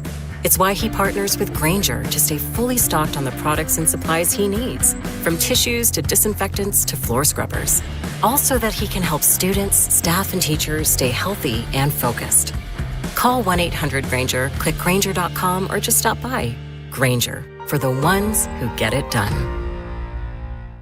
The free iHeartRadio app is your home for the holidays. It's the most wonderful time of the Open the app and search Holiday and start listening to your local holiday station. I want to wish you a Merry Christmas. Plus stations playing specialized holiday music, Christmas classics, Christmas jazz, country, plus tons of playlists, even podcasts. Our gift to you, the perfect holiday soundtrack. Open the free iHeartRadio app now and search Holiday to start listening. Selling your home? Don't settle for average. Our real estate team at Clarissa Sells WNC and eXp Realty offers Zillow Showcase, an exclusive AI-powered listing experience available to just the top 10% of all listings in our area. With immersive media, cutting-edge design, and elevated marketing, Showcase listings, they go pending quicker and sell for up to $9,000 more than standard listings. Ready to stand out in a crowded market? Give our team a call today, 828-774-6343, because your home deserves the spotlight. Why spend your whole holiday in the kitchen when Bear Smokehouse Barbecue can do the work for you? Order the Bear Feast for Thanksgiving. Includes a smoked turkey, mac and cheese, mashed red potatoes, garlic butter green beans, sausage and bacon stuffing, cornbread, and turkey gravy. It feeds 6 to 8, or you can choose the Little Bear Feast for smaller gatherings. Then add in a pumpkin pie or an apple crisp for the perfect finish. Visit bearsbbq.com/Thanksgiving and order by November 22nd. Bears Smokehouse Barbecue, Thanksgiving made easy and delicious. This is J.W. Whitley, General Manager at Parks Ford of Hendersonville. Our value of commitment. Committed to you as our customers and the community that we serve. To do better, be better every day. That's the Parks Promise. Experience the Parks Promise today at parksfordhendersonville.com. At Ingles, whether we're celebrating Friday night rivals, televising college basketball games, bringing the Fan Fest to semi-pro soccer, or taking you out to the ball game at your minor league park, it's all in the bag. Ingles, low prices, love the savings. ESPN Asheville, your mountain weather forecast. Continuing to look great now as we roll through our Thursday afternoon. Our Friday looks good. Saturday, good. Sunday, good. More mild weather continuing. Very little chances of rain over the next 7 to 10 days. 60 today and sunny with a breeze. Tonight, clear, 35. Somebody's going to be at or below freezing in some of our colder nooks and crannies.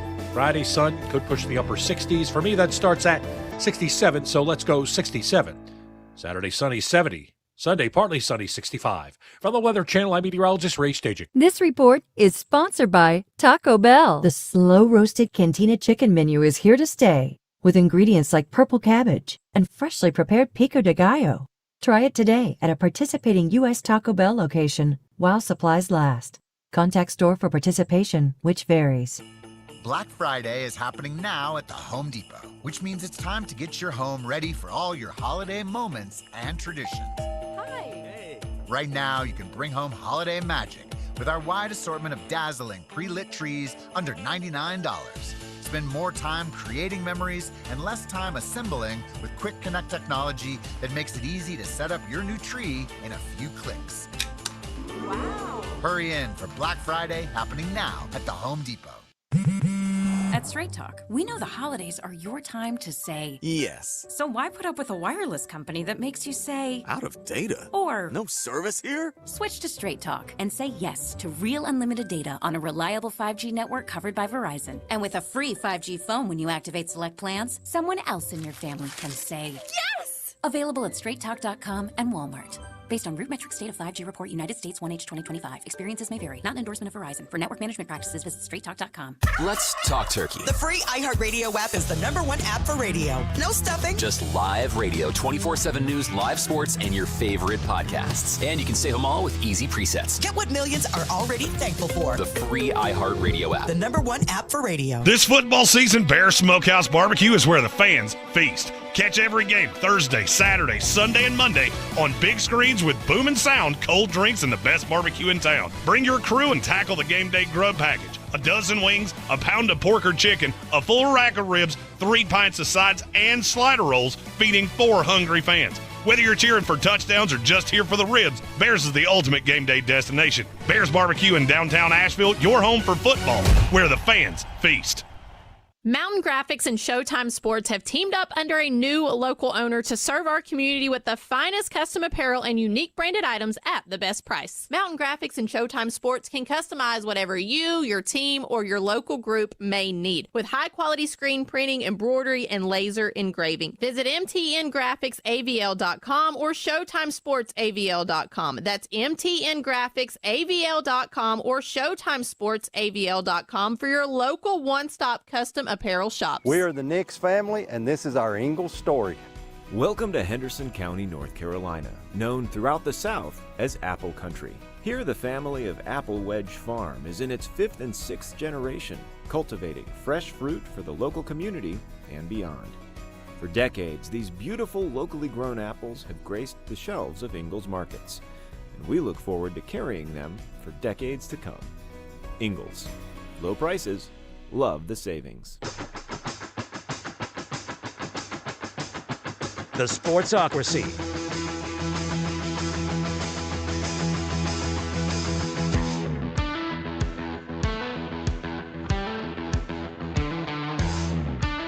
It is ESPN Asheville, the Sportsocracy, live from Bears Smokehouse Barbecue on a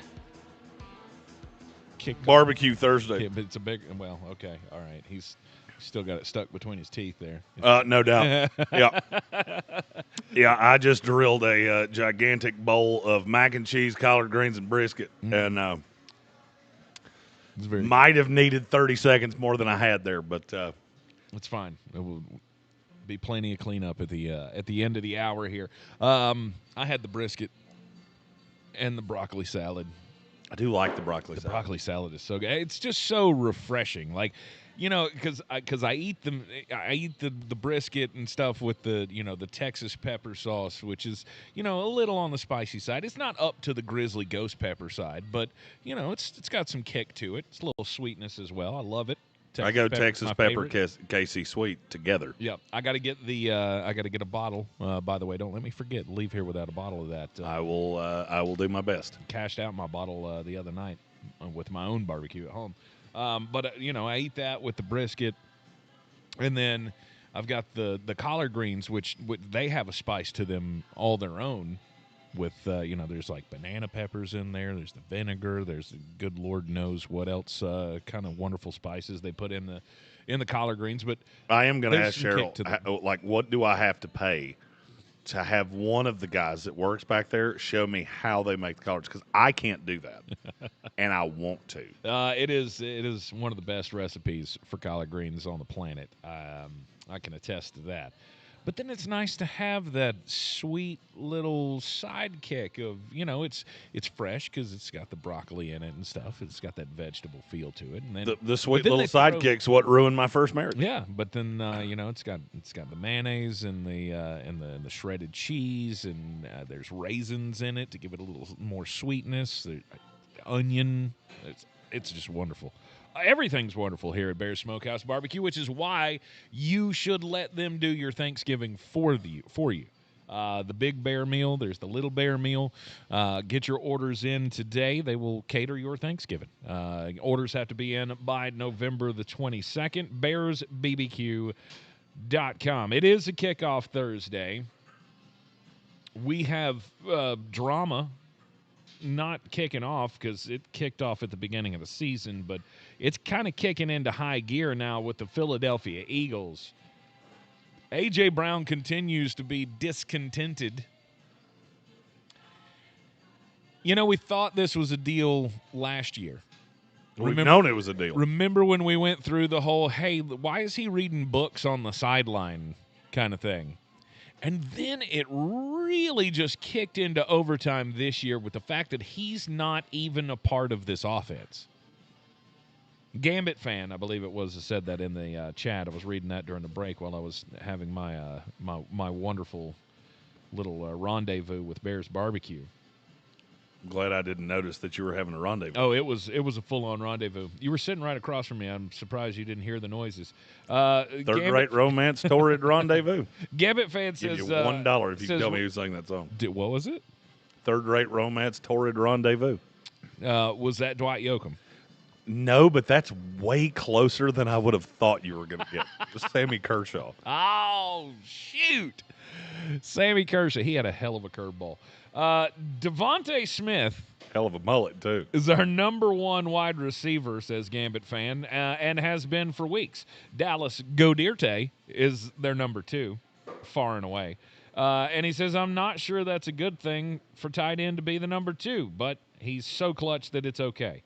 He says AJ, by whether by scheme or by choice, just exists in this offense, and I'm past the point of caring. You shouldn't be. You shouldn't be past the point of caring. I heard Nick Sirianni yesterday say, I'm about tired of answering these questions. And I get it. And here's my question. If you're so tired of answering these questions, why are you not doing something about it? Exactly. I'm going to give you a handful of names here. And I think they get more shocking as we go. Aronde Gadsden, Khalil Shakir, Trey Tucker, Romeo Dobbs, Dalton Kincaid and Schultz, Kyle Pitts. Do you know what all of the guys I just said have in common? What's that? They have more receiving yards than A.J. Brown. Wah, wah. That's hard to do. So now I will say why this is not something that I think you can just say, I don't care. Why is A.J. Brown chiming up about it? He said the quiet part out loud, don't get me wrong. But I'm okay with it. He's a prima donna. He's a diva. Mm-hmm. I expect this out of receivers. Mm-hmm. I'm not shocked. Mm-hmm. What did he say that's 100% accurate? Don't use me on your fantasy team. That was all. If you got me, get rid of me. If you don't know what we're talking about, he was on a Madden stream with some streamer. I don't know. I don't care. Mm-hmm. Was it Mr. Beast? No, it was okay. not. Now, I will say an A.J. Brown Mr. Beast, that would do a lot of Madden views. Just, Mr. Beast, I'm not your marketing guy, but thought. What he said was, we can't win this way. He said, thanks for the ring, but that was last year. They figured us out. Mm-hmm. We cannot win at the highest level this way. And I 100% agree with him. Because his claim there was that the defense is picking us up every single week. And they are. Defense is outstanding. But when you get into a game with the Detroit Lions, when you get into a game with the Tampa Bay Buccaneers, when you get into a game with even the Green Bay Packers in the playoffs, there's going to come a time that 10 points is not enough for you to win these games. And he sees that. He sees it the same way I do. I'll be honest with you, Philadelphia's hurt my brain for 2 solid years. Because you watch them and you go, this should not be working. And I heard Dan Patrick say something yesterday that's resonated with me with Philadelphia. And if I'm not mistaken, I think he was actually talking about something else, but with Philadelphia, it applies here too. Just because it worked doesn't mean you don't need to fix it. Mm-hmm. I'll give you an example. Tank, you're not the best when it comes to maintaining vehicles, as evidenced by the vehicle that you had when we first met. I referred to as the rambling wreck of a death trap. Mm-hmm. Because it made noises that cars were not supposed to make. Right. It made noises that heavy machinery and old people were supposed to make. Yes.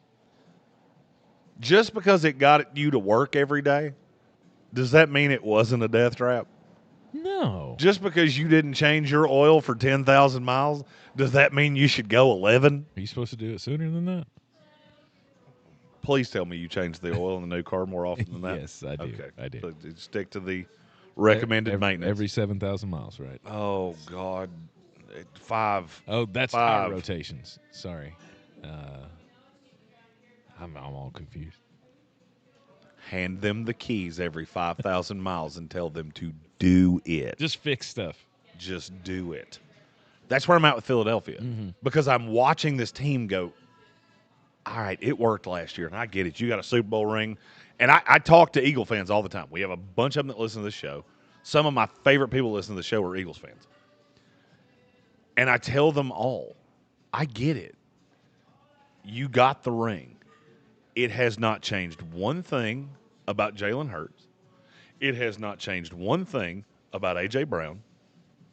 It has not changed one thing about Nick Sirianni.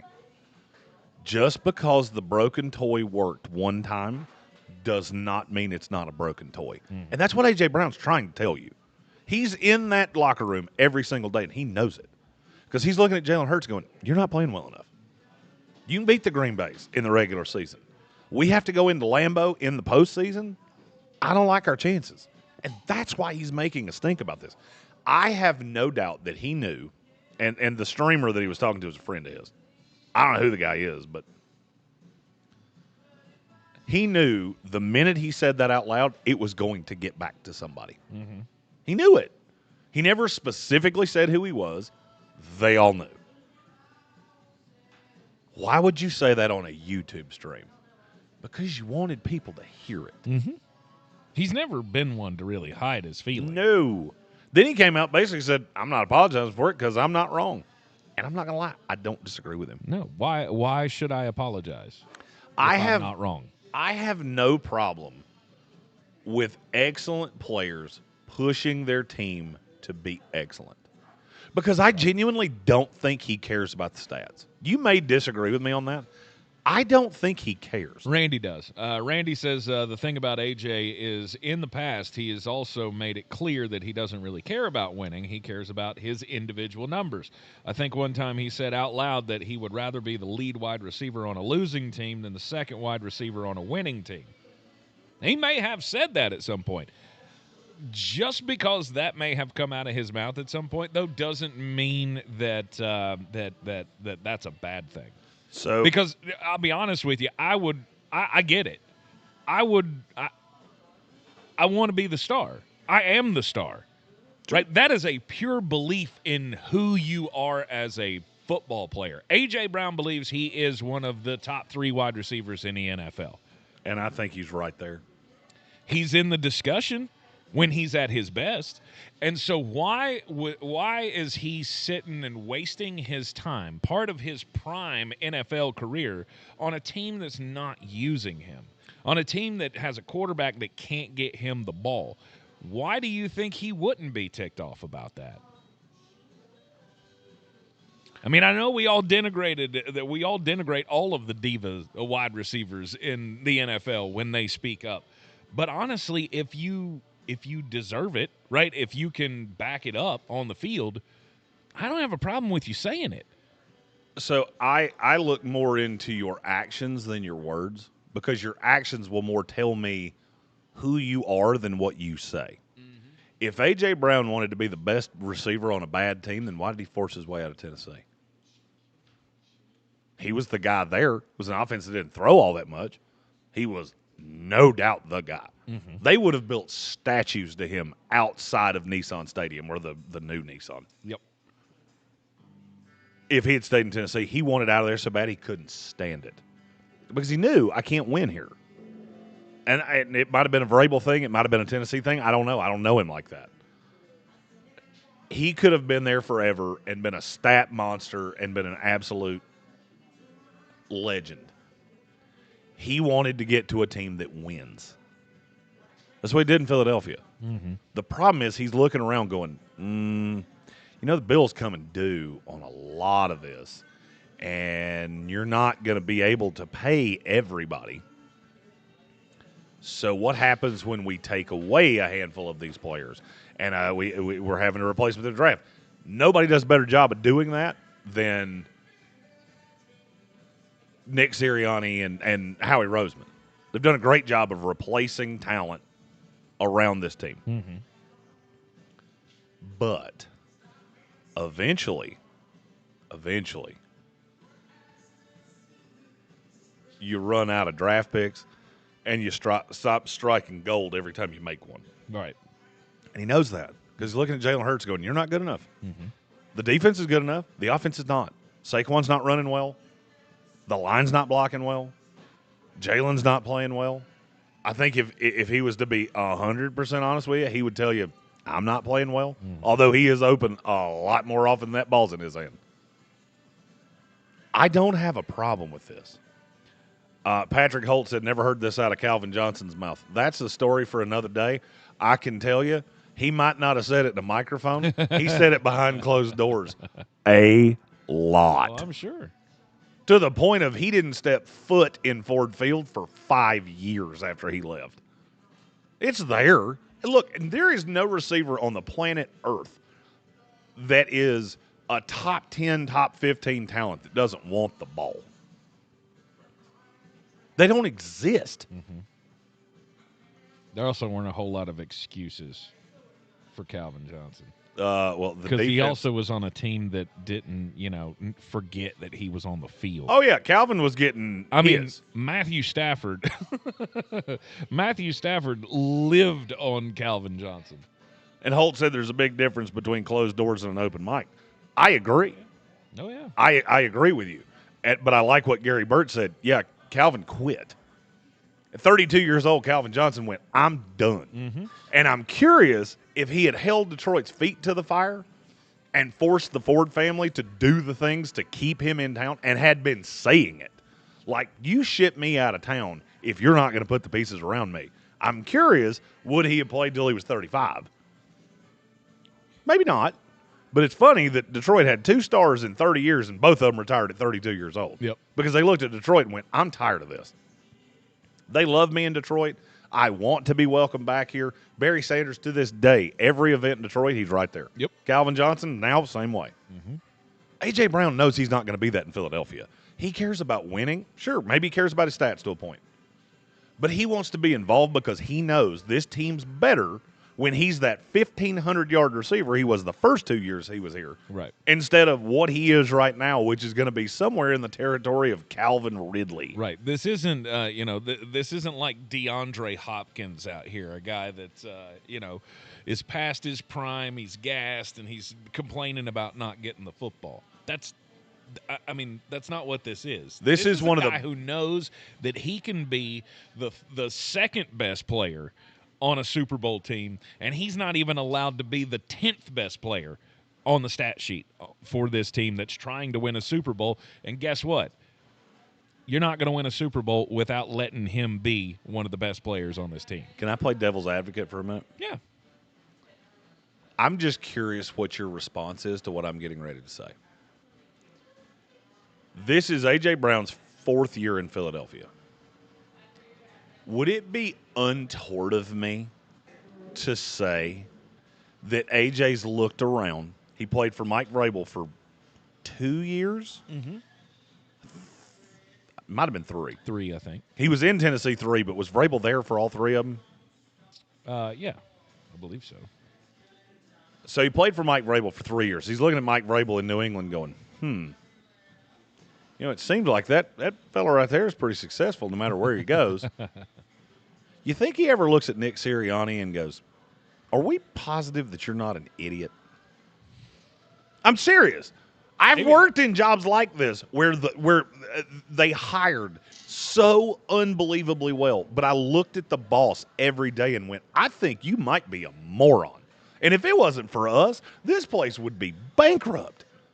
Is it untoward to think that's what A.J. Brown's doing? He's looking at Saquon Barkley going, how in the world is Saquon not getting more run than he's getting?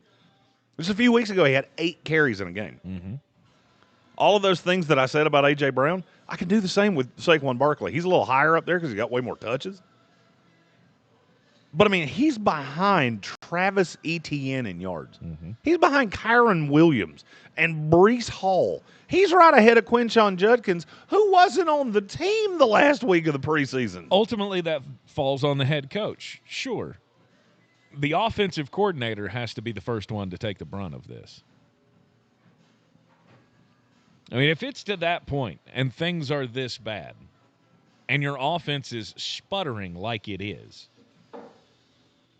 how long can Kevin Patullo hang around? Well, and I guess that's where I'm at with this is in his 4 years in Philadelphia, he had 2 absolutely elite statistical years. And he's had 2 separate years with new offensive coordinators, whether it's Brian Johnson or now Kevin Patullo, where he's looking around going, you can't hire coordinators. Mm-hmm. Like, you're pathetically bad at this. Hit one, miss. You got Kellen Moore for a year. And that was the easiest layup in the history of time. The whole staff in Dallas got fired, and Nick Sirianni went, yeah, that one. Mm-hmm. The one that I've watched throw for 80 gajillion yards for a handful of years in Dallas. A.J. Brown's 28 years old, and receivers age like milk. Yep. I also think, and I never looked at this from this perspective because I heard the New England thing with A.J. Brown a lot, and all I ever said was, why would Philadelphia do that? Why would I give up a player that good to a team that I'm going to be competing against for a Super Bowl? I never thought about it from the opposite side. Maybe A.J. Brown's looking around after 4 years with Nick Sirianni going, there's a difference here. Yeah, I want a ring because we've got outrageous talent, but talent ages. And this coaching staff, specifically the offensive side, are morons. Mm-hmm. And you've got more talent than any team in the NFL, and you're middle of the road in practically every offensive category. And maybe he's sitting around thinking, man, what happens when Dallas Goedert's not here next year? Because he's not going to be. What happens 2 years from now when Saquon Barkley's not here? Mm-hmm. Is this where I want to live out my days? Always think when you hear a disgruntled employee, always remember there's 3 sides of every story. Their story, your story, and the truth. And the truth tends to fall right in the middle. I'm not saying A.J. Brown's right. I'm saying as somebody that's worked in a handful of companies in my life and not always felt great about management, nobody ever stuck a microphone in my face and asked me what I thought. Mm-hmm. You know where my venting happened? Sitting right beside where you're at right now, Tank.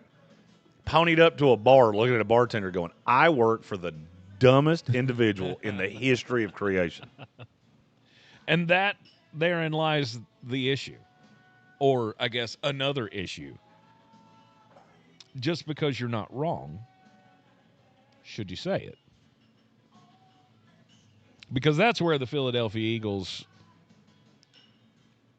kind of have to sit in the front office and go, all right, look, you may have a problem, but that's not how we handle our problems. You don't go running to the quote-unquote media. You don't go out on a podcast and lambaste your boss. You don't get to do that. Now, obviously, you can. Well, now, in fairness, he wasn't on a podcast. Well, he was playing Madden with his buddy. Now, on a live stream? So it depends on who you ask if he knew that. I've heard a conspiracy theory that he may not have known. The other guy was streaming it without AJ's permission or without his knowledge. It would not be hard to do that. Now, sure. I'm not saying he does. Right. I don't know. I don't know who this streamer is. I don't care who this streamer is. Look, it's a tricky part of the world that we live in right now. Everybody's got a microphone. Everybody's got the ability to put things out into the public, right? Micah Parsons has his own podcast. Like, Amon-Ra St. Brown has his own podcast. Like, all these dudes have the ability to put stuff out there. And I don't think it should a lot of the times. Just because you're not wrong, okay, your boss is an ass. Cool. You don't get to go put that on the front page of the newspaper, or else you get fired. That's how that works in private, in the private sector. No, it doesn't. 100% it does. Have I ever been fired? I'm very good at what I do. I've never been fired, and I might be the worst employee in the world. I was going to say, you've never gone on this radio show and called your direct boss, which no, I'm one right now. But because he is me, right. I am he. Right, but what I'm saying is you don't go out there and go, all my bosses are idiots. And, I mean, if you did that and you had the microphone and you had the reach that an A.J. Brown has, that becomes a major problem. Tank, I don't have enough fingers and toes for the number of times I have unsolicited walked into a boss's office screaming. You know why? Because talented people, I don't deal with this. Oh, I can't say that word. I don't deal with this bull excrement.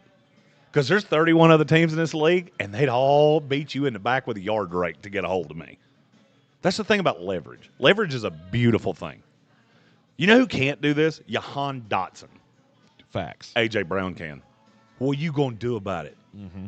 What are you going to do? You going to let me go? You going to trade me? Cool. Tennessee did that. How'd that work out? That's the thing about elite talent. When you are the best there is in the business, frankly, I'll be honest with you. Stephen Tao and I worked for the same company years ago. His brother's one of my best friends on this planet. Mm-hmm. He will tell you to this day, Jeremy was a great employee, but, man, he pissed me off a lot. You know why? Because I could. Because I wanted it my way. Mm-hmm. I was like, Backstreet Boys? I want it that way. That way. And when you have leverage like this, you can do that.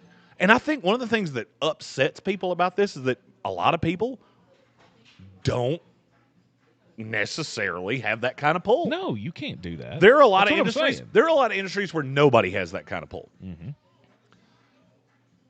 This is not one of them. That's what I'm saying. That's why people have a problem with it. Steven said, I've heard him say it. Yeah. Frankly, sure. I've heard him say it. He said it to my wife one time. Sure. So he was awesome, except when he wasn't, which was a higher. But that's what I'm saying. That's why people have a problem with this. And that's why the Philadelphia front office has a problem right now.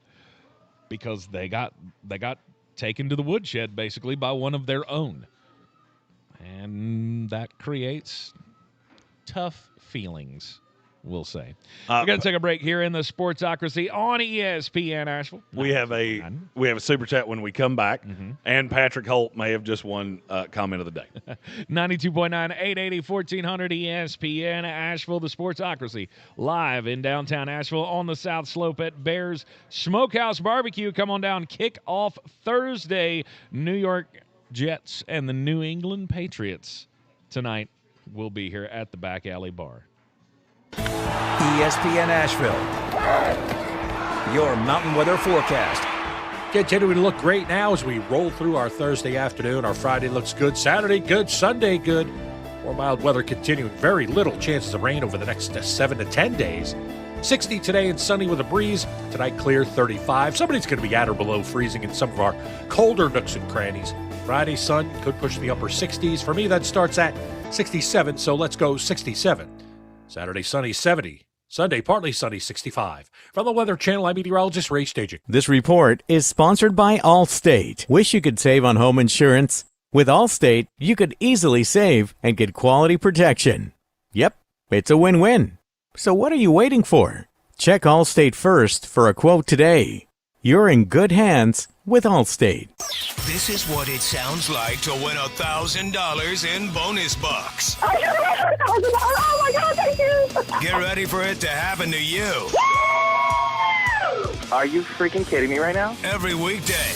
Awesome! Explore a career as a correctional officer. NC Department of Adult Correction is hiring with state benefits and paid vacation. Becoming a correctional officer can be a rewarding first step along a public safety career. Visit dac.nc.gov/cojobs. You know what your customers are doing right this second? The exact same thing you are, listening to me.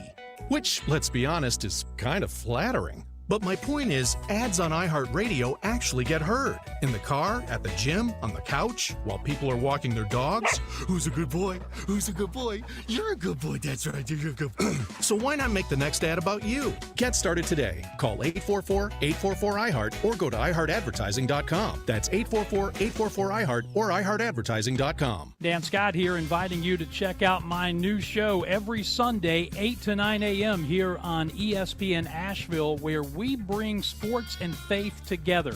The Dan Scott Show, 8 a.m. Sundays on ESPN Asheville. I'm Mark Starling, and this Medical Minute is brought to you by Harris Regional Hospital. Did you know lung cancer affects more people each year than any other cancer? This November, Harris Regional Hospital is observing Lung Cancer Awareness Month, a time to shine a light on prevention, early detection, and hope. The leading risk factor for lung cancer is tobacco use, but other risks include exposure to secondhand smoke, radon, asbestos, and even family history. While not all lung cancers can be prevented, there are steps you can take to lower your risk. Stay away from tobacco. Don't smoke and try to avoid breathing in other people's smoke. Have your home tested for radon and make sure any issues are treated. Eat a healthy diet rich in fruits and vegetables, and most importantly, talk to your doctor about lung cancer screening, especially if you're at higher risk. Early detection saves lives. This November, take charge of your health and spread awareness with Harris Regional Hospital, caring for our community every breath of the way. To learn more or schedule a screening, visit myharrisregional.com. Clarissa sells WNC as the #1 team in Buncombe County. We have the customer service experience to assist you in achieving your real estate goals. Our team offers something that 90% of listings in our market won't have, Zillow Showcase. Check us out at clarissasellswnc.com. Do better, be better every day. That's the Parks Promise. Our mission, to improve lives with every interaction. This is JW, General Manager at Parks Ford Hendersonville. Experience the Parks Promise today at parksfordhendersonville.com. That's parksfordhendersonville.com. All across the Tar Heel state. Tar Heels on the run. Trimble to the cup layup. Count in the foul. This is Carolina basketball. Long rainbow 3-0 but net from the rookie. Out to Trimble. He'll try another triple. Counted. The home of the 6-time national champion. Drives and hammers it home. Hello, you fella. This is your radio home for the Tar Heels.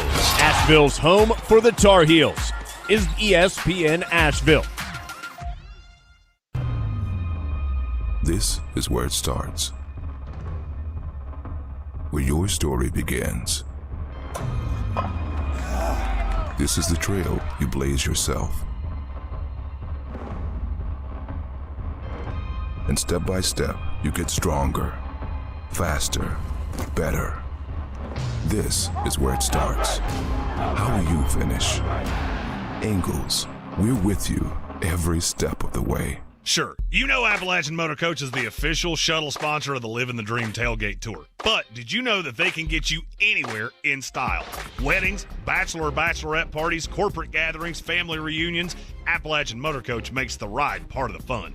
Luxury seating, climate control, and none of the stress of parking or driving. Appalachian Motor Coach gets you there relaxed, on time, and ready for the party. For more information, visit them at AppalachianMotorCoach.com. Appalachian Motor Coach, the best memories start on the ride. I'm Coley Duffy. I'm Cody Ward. And we're the Chainsaw Brothers.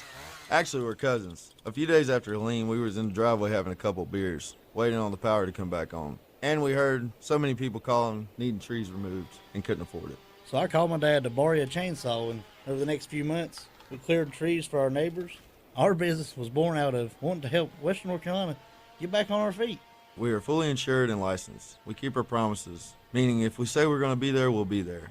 In these parts, we live how we were raised. When you call the Chainsaw Brothers, you're not a customer, you're family. We're good at what we do, and we do it for a reasonable cost. For all your chainsaw needs, call the Chainsaw Brothers. 828-316-1013. Or find us on Facebook. See how we treat our family. Are you still covered up with storm damage and debris? Call us about our daily rates at 828-316-1013. That's 828-316-1013. We're the Chainsaw Brothers, and with our neighbors, we are Western North Carolina strong. Woohoo! From the Ingles studio, WPEK Fairview, WMXF Waynesville, W225CJ Candler, the #1 preset in your car, and the new and improved iHeartRadio app. Free never sounded so good. Now, your chance to win $1,000. Just enter this nationwide keyword on our website, check. That's check. Enter it now. Go to ESPNAVL.com to play, and good luck. Live from the Ingles studio, I can't wait to play with myself every day. the Sportsocracy. Damn the devil to hell! Let the big dog thief! Let him on the field! Come get you some of this. Fire them cannons! By golly, put more powder in those things. He couldn't take any more disappointment. Oh my God, the Jets killed him.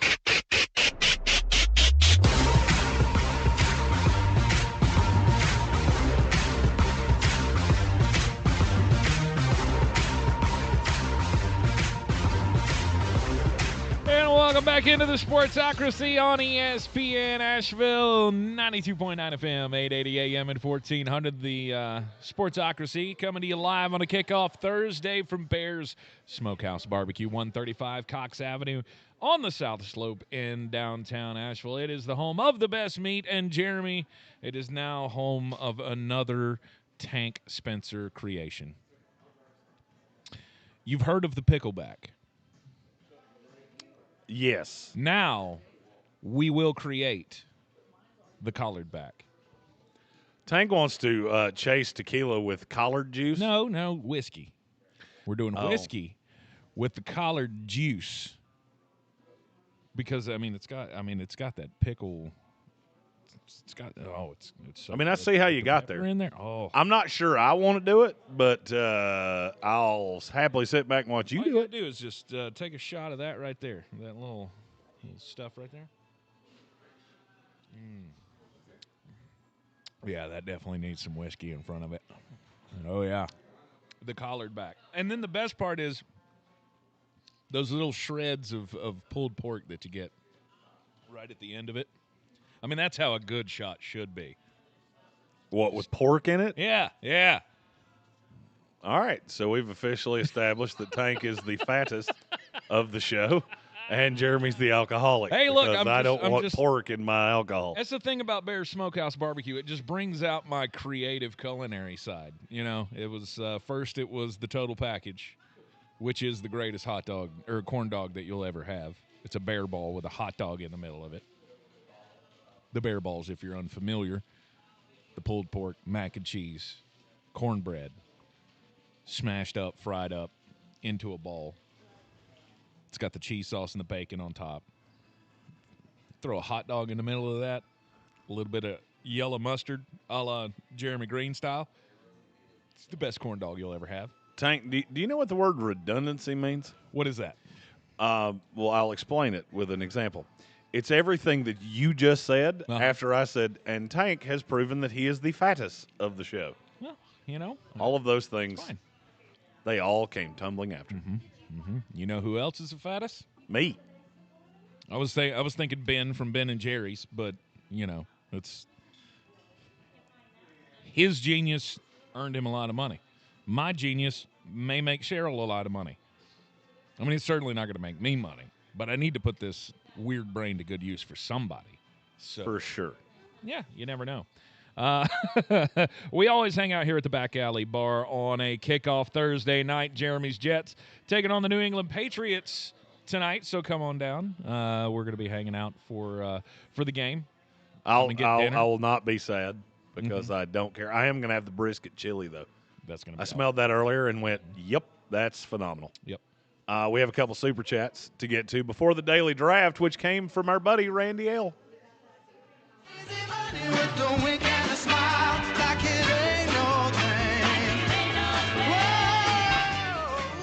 First one's from Jonathan Welch, who said, secret time, the Eagles' schedule makes them soft, and they will get destroyed in the playoffs against elite secondaries.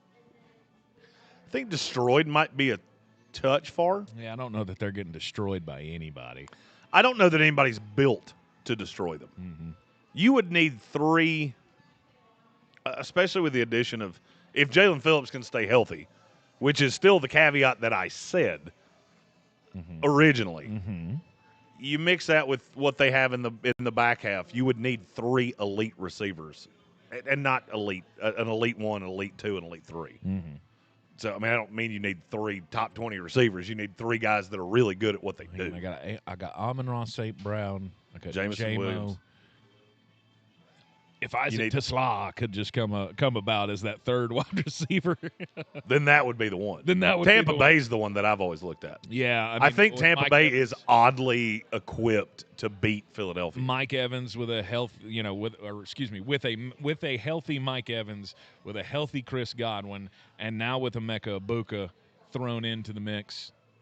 That's probably the closest that you're going to get. We're still a few weeks away from that.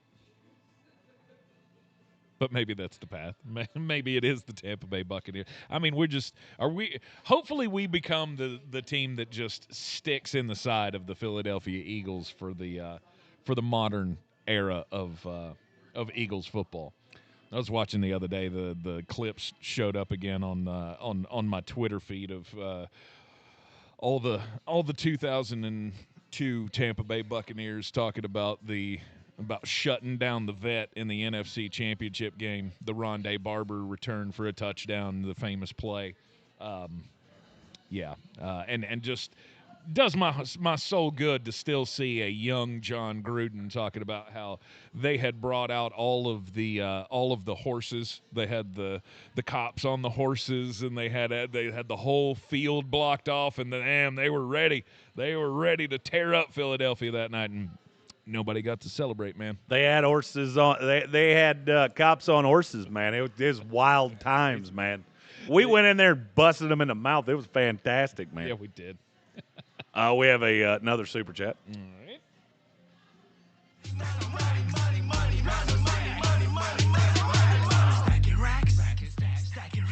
From Sir Jimothy, said, I missed 11/11 due to the parade. Happy Veterans Day to all the veterans out there.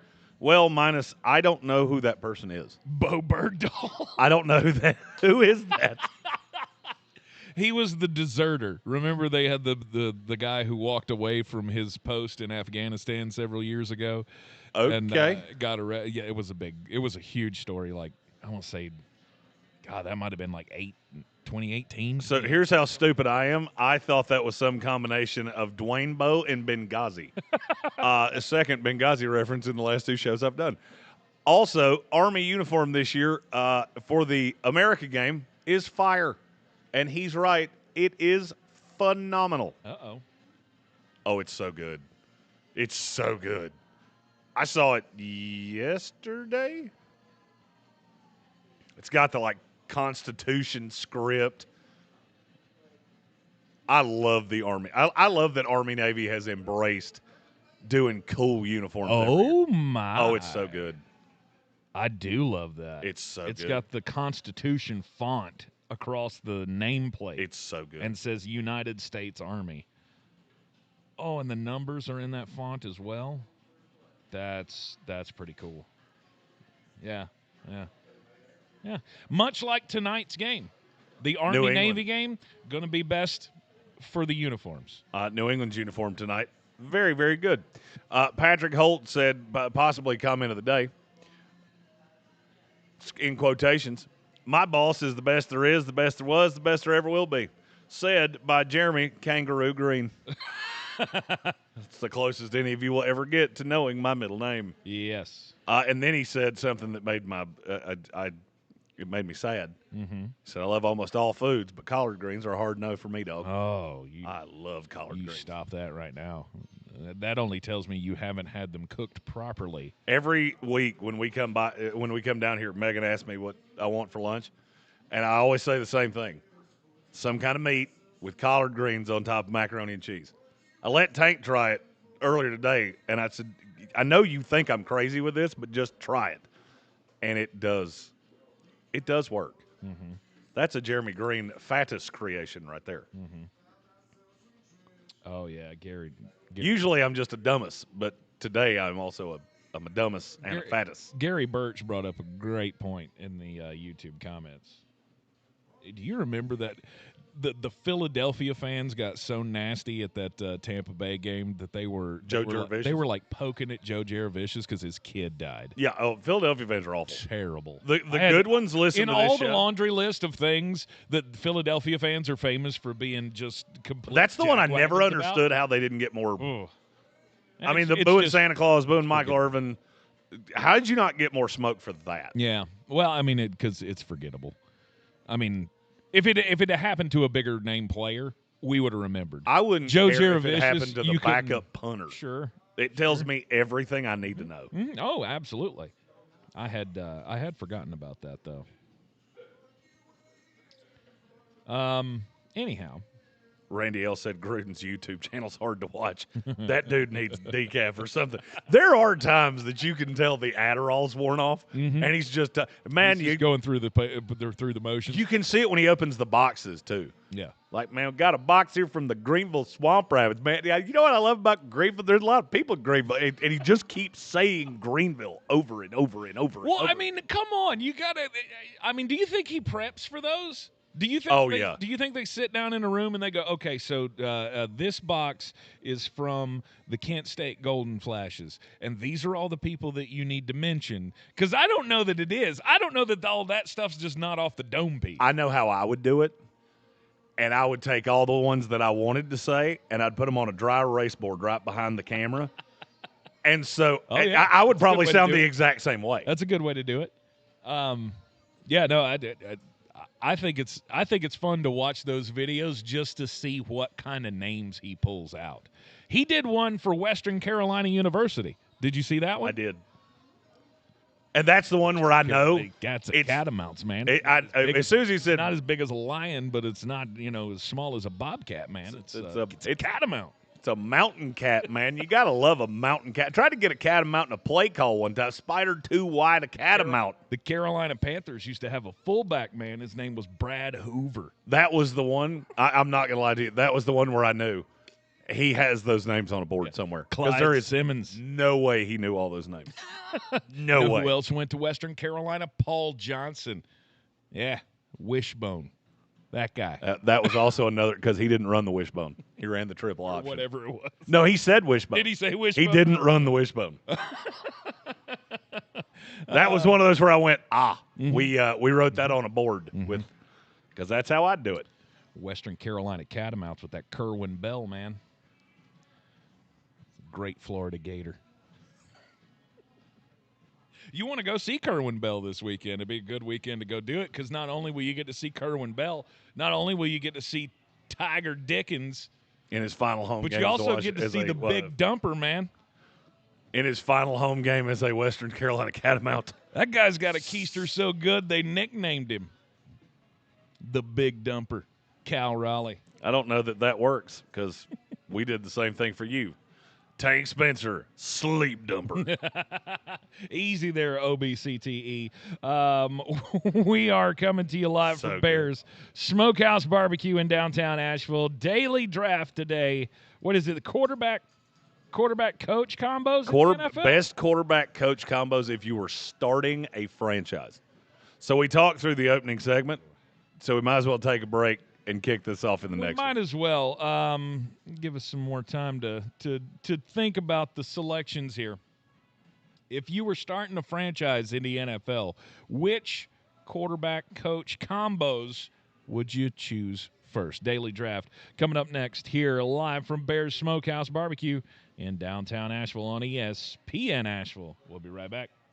ESPN Asheville and Asheville Smiles is giving a complete smile makeover to one winner with a value of up to $60,000. This personalized transformation could include advanced cosmetic and restorative treatments tailored to your needs, all delivered by a team known for exceptional care and results. You can nominate yourself or a loved one in need. All submissions, which include photos and your story, are due November 20th, 2025. Nominate the person in your life that deserves a smile makeover now. ESPNAVL.com. It's a smile makeover from Asheville Smiles and ESPN Asheville. Hey, it's Ed Helms, host of Snafu, my podcast about history's greatest screw-ups. On our new season, we're bringing you a new snafu every single episode. 32 lost nuclear weapons? You're like, wait, stop? What? Yeah, it's going to be a whole lot of history, a whole lot of funny, and a whole lot of fabulous guests. Paul Scheer, Angela and Jenna, Nick Kroll, Jordan Klepper. Open your free iHeartRadio app, search Snafu with Ed Helms, and listen now.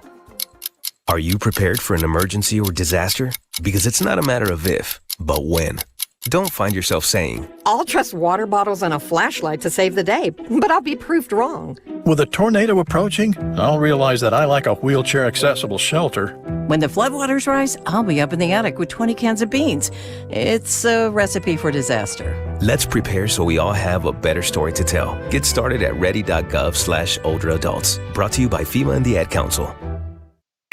This football season, Bears Smokehouse Barbecue is where the fans feast. Catch every game Thursday, Saturday, Sunday, and Monday on big screens with booming sound, cold drinks, and the best barbecue in town. Bring your crew and tackle the game day grub package. A dozen wings, a pound of pork or chicken, a full rack of ribs, 3 pints of sides, and slider rolls, feeding 4 hungry fans. Whether you're cheering for touchdowns or just here for the ribs, Bears is the ultimate game day destination. Bears Barbecue in downtown Asheville. Your home for football where the fans feast. Selling your home? Don't settle for average. Our real estate team at Clarissa Sells WNC and eXp Realty offers Zillow Showcase, an exclusive AI-powered listing experience available to just the top 10% of all listings in our area. With immersive media, cutting-edge design, and elevated marketing, Showcase listings, they go pending quicker and sell for up to $9,000 more than standard listings. Ready to stand out in a crowded market? Give our team a call today, 828-774-6343, because your home deserves the spotlight. This football season, Bear Smokehouse Barbecue is where the fans feast. Catch every game Thursday, Saturday, Sunday, and Monday on big screens with booming sound, cold drinks, and the best barbecue in town. Bring your crew and tackle the game day grub package. A dozen wings, a pound of pork or chicken, a full rack of ribs, 3 pints of sides, and slider rolls, feeding 4 hungry fans. Whether you're cheering for touchdowns or just here for the ribs, Bears is the ultimate game day destination. Bears Barbecue in downtown Asheville, your home for football, where the fans feast.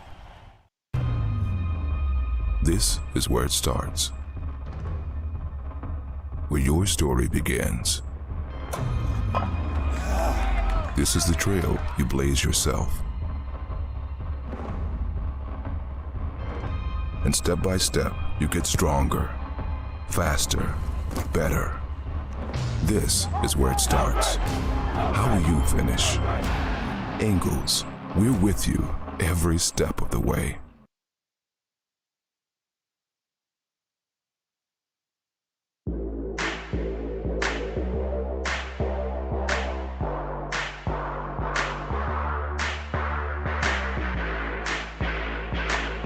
The Sportsocracy.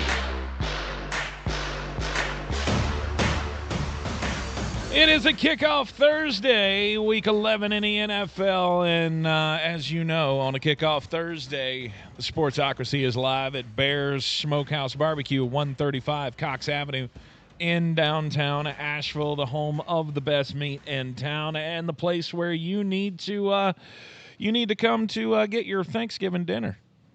The Big Bear Feast is available online now. Get your order in by November the 22nd so you can make sure that they can take care of you by the big day. Thanksgiving's on, what, the 27th this year? Yeah, it sounds right. Ooh. Seems like a little later than usual, but I know it's how the calendar falls. Get those orders in, bearsbbq.com. Again, you got to make your order by November 22nd so they can make sure to take care of you there on time, so you don't have to waste all your time cooking. You can enjoy the family a little bit more. Or if you're like Jeremy, you can, come up with some other excuse to go get the food and leave for 3 days. Still don't know how that works, but okay. Are you driving to the Connecticut one to get your food and then coming back? I might. I got to go pick up the food at Bears. Well, you've been gone for 3 days. Well, listen, Bristol's far. It took me 2 days to get this food. The Daily Draft. Best quarterback coach combos in the NFL. This was brought up in our YouTube chat the other day as a question. We thought, it'd be good to break this down. So. And this is if you were starting a franchise. Right. So longevity, age, contracts, all of those things play in. Mm-hmm. I'll take the number one pick. Okay. It's Mike Vrabel, Drake May. And I don't think it's even close. Because Vrabel's still a young guy. Mm-hmm. I mean, if this goes the right way, you could have 20 years of a New England coach a second time. And Drake May's, 22, 23? I don't think it's even close. Randy, who originally opined this idea, asked me, said, I heard another Jet on a different podcast, wanted your opinion. If Mike Vrabel had decided to take the Jets job, how many wins would they have today? I can't tell you a number, but I can tell you it'd be more than 2. I can tell you Quinnen Williams and Sauce Gardner would still be on this team. I was thinking 3. They'd probably have 3 wins by now. Let me look at the schedule, I'll tell you. Because they've had a couple winnable games that they didn't winnable. Mm-hmm. Mm-hmm. First of all, I think if Mike Vrabel was the head coach of the Jets, Justin Fields wouldn't be the quarterback. I think it'd be Tyrod Taylor. I know what he likes out of quarterbacks if he doesn't have a franchise guy. It would have been Tyrod Taylor. They would have rolled with that. Or would they have something better? They would have beaten Pittsburgh. They shouldn't have beaten Tampa Bay, so I'm not going to say that one. Mm-hmm. That one was close in real life, and it shouldn't have been. Mm-hmm. They'd have beaten Miami. They would have beaten Denver. Cincinnati and Cleveland, so I'd say 5. I believe with Mike Vrabel, they'd be 5-5. Because of how different that team would be. Right. And Breece Hall would be in the MVP discussion right now because he'd have 214 carries through 10 games. 9 games. Mm-hmm. So it'd be 5-4. I even had that wrong because they've already had their bye week. That's where I think they would be. It'd be 4-5 at worst, 5-4 at best. Mm-hmm. All right, so New England Patriots is your selection. That's my one that's not close. There's no. I can't come up with an argument for anybody that you should take over that. I'm curious where you go from there. Well, because I have a couple that I like. Mm-hmm. I'm gonna think here. This is where I have to think about playing you. So Sammy D and Mike McDonald. You son of a. I thought that one was going to fall in my lap. Not really. Because as you start to take all of these things into account, you start to pick up dings on some of these other coach-quarterback combos. And there are very few good coaches with good quarterbacks that are not old. Right, and we're building for the future here. And so if I want a quarterback-coach combo that's going to be around for a while, I mean, look, I don't believe that the Seattle Seahawks are going to make the same mistake that the Minnesota Vikings made. And go, Sam was really good and he won 14 games, but I don't think we're really going to give him a contract. I'd kill to have been a fly on the wall in that room. I don't see how. I think you could. Honestly, I think if somebody recorded that, the whole discussion of, well, Sam wants $30 million. We got J.J. McCarthy. We don't give him $100 million total. You could set that to clown music. And it would be the funniest thing any of us saw today. It'd be absolutely dumb. It'd be as stupid as what the Giants said about Saquon Barkley. Right. And when you take into account all of the other quarterback coach combos, this is the only other combo that's got an MVP-type quarterback with a coach that's going to be around for a long time. That's where some of these get hard. And it makes me, do you really believe that's 2, or did you take it just to irk me? Well, I'm not sure it's not 2. How about that? I don't know that it's not the second. It wasn't my 2, but I will tell you it was my 3. There was no way it was coming back to you. So when you didn't take it, at the beginning, right? Like either I take it 1 or I take it 2. It's up there. It's a combo that. Well, it has everything right now. It's got an MVP-type quarterback, and it's got a young coach, and the MVP-type quarterback is young as well. Because I also have that scenario, with another West Coast team, but the quarterback's not going to be around very much longer, right? And that's one thing that you have to take into account if you want to put them high on this list.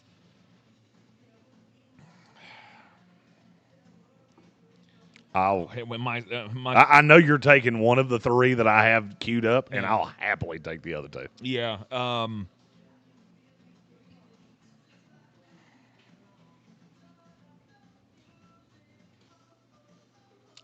gonna take the Kansas City Chiefs. I mean, I know that one wasn't even one of my 3. I know that Andy Reid doesn't have much longer. This could be it. It wouldn't shock me in the least. This year, you think? And you're going to tell me I'm nuts when I say what I'm getting ready to say. Do not be shocked. Hey, look, Andy talked about retiring at the Combine last year. I was standing there when he did it. Mm-hmm. Don't be shocked, especially if Mike Kafka is impressive with the Giants. Don't be shocked if he doesn't get the Giants job and he does get the Chiefs job. I heard it yesterday. And if that happened, one of the likely paths or one of the likely scenarios is that that's who Andy backed. Andy backed him to get the Giants OC job vocally. If he became the heir apparent to Andy Reid, and this is part of my calculation, it would be because Andy said so. Yep. And I trust Andy Reid probably more than you should. Than anybody should trust any coach. I trust Andy Reid. So you're giving me the best quarterback that walks the face of the earth. I don't care what his statistics say. Right now, this guy could be the best anywhere he plays. You give me that guy, and you give me Andy Reid that's going to, in this scenario, it's a new franchise, so I get at least a year. And he gets to do the install, which means he gets to pick the next head coach, which means he's going to leave me at the top of the game. Oh, that's an element. Okay. That makes me like that pick better because what I didn't think about was technically I guess you would get – I was being too literal of – He won't be here, so I don't get credit for the coach. But guess what? I do. But with Andy, I think you do because he's going to have a role in it. Absolutely. There is no path forward where Brett Veach and the Kansas City Chiefs move on to a new head coach and Andy Reid doesn't give them the you may do this. Andy's going to pick the 6. Absolutely. He gets to decide how this goes. I am a conspiracy theorist. I always thought that he pushed for Kafka to get that Giants OC job. Mm-hmm. Because to show that he wasn't the Bieniemy, the Nagy, all those guys that have been under him that have been such bad head coaches or just not been able to get jobs. I always thought he did that with the intention of Kafka being his replacement. Because when he talks about Kafka, you think he's talking about his son. Right. I mean, that's how he speaks about Mike Kafka. That's a good one. You did not take the two that I really wanted. Jim Harbaugh, Justin Herbert. That was the one that I could not. That was the one I was afraid you were going to say. Yeah, I was going to say that, and then I went, you know what? I can't pass up the opportunity to have Patrick Mahomes. And I understand that. I get a younger quarterback. Mm-hmm. I think Jim Harbaugh is one of those lifers that will coach till he's 80 years old. I agree. I genuinely think he will do this as long as his body will allow him to. Mm-hmm. Man, that makes me mad. And Harbaugh is to – because here's the thing. You want me to make you madder? I hadn't thought it through enough of I get the replacement. Yeah. I wouldn't have taken Reid and Mahomes with my next two because I have another one that I still like. I just know they're going to be really good and really competitive for a long time. Mm-hmm. Now I have to play you. And there's one that I like low-key better than most. I'm going to go Dan Campbell, Jared Goff. Because, yes, Goff he's older. He's still not old, though. I mean, Jared Goff right now is, 31? I think he's 31. I believe you're right. And I think he just turned 31. So, I mean, I got, 6-7 years? He's not a super mobile guy. I mean, he's going to be like Kirk Cousins on the backside. Mm-hmm. He's still going to be out there throwing darts. Dan Campbell's probably the safest coach in the NFL. Yeah, he turned 31 a month ago. Yeah, I mean, I get 6, 7, 8 maybe years of Jared Goff and Dan Campbell. Hammer, Dan. And hopefully you can keep Amon-Ra St. Brown around for that. A Detroit fan man said Goff turned 31 in October. Nice call. Did you see it? And I'm not going to lie. He apologized. Who did? Amon-Ra. Oh, stop that. He apologized for doing the dance on Sunday Night Football. Come on, man. If We're that just offended having you, fun. If that offended you, you need to get a damn life. Move on. Let me say what Amon-Ra was thinking. If that offended you, get a life. I stick with Pat McAfee. You don't get. Yeah, he said the same thing. If that offended you, tough. Right. It's just sad. It's sad. I feel good. Like That's three. That's a really good start for me, and I have two low key that I almost. There's one you might take. There's one I know for a fact you're not going to take. They would not have come back to you. No doubt. You took Jim. I'll take John. Give me John and Lamar. That one's solid. I mean, Can I just say scoreboard? Sure. I mean, let's just be honest here. A team that has won so much in the regular season that, they haven't done it in the postseason yet. I keep hoping it's going to happen at some point. So that one was on my list. I'm not going to lie to you. The reason that I didn't take it, and I'm curious if you see this the same way. Mm-hmm. I think Jim's a lifer. I think Jim's in this till he's 75. Mm-hmm. I don't feel that way about John. And I don't know why. He has never said anything to make me think it's different.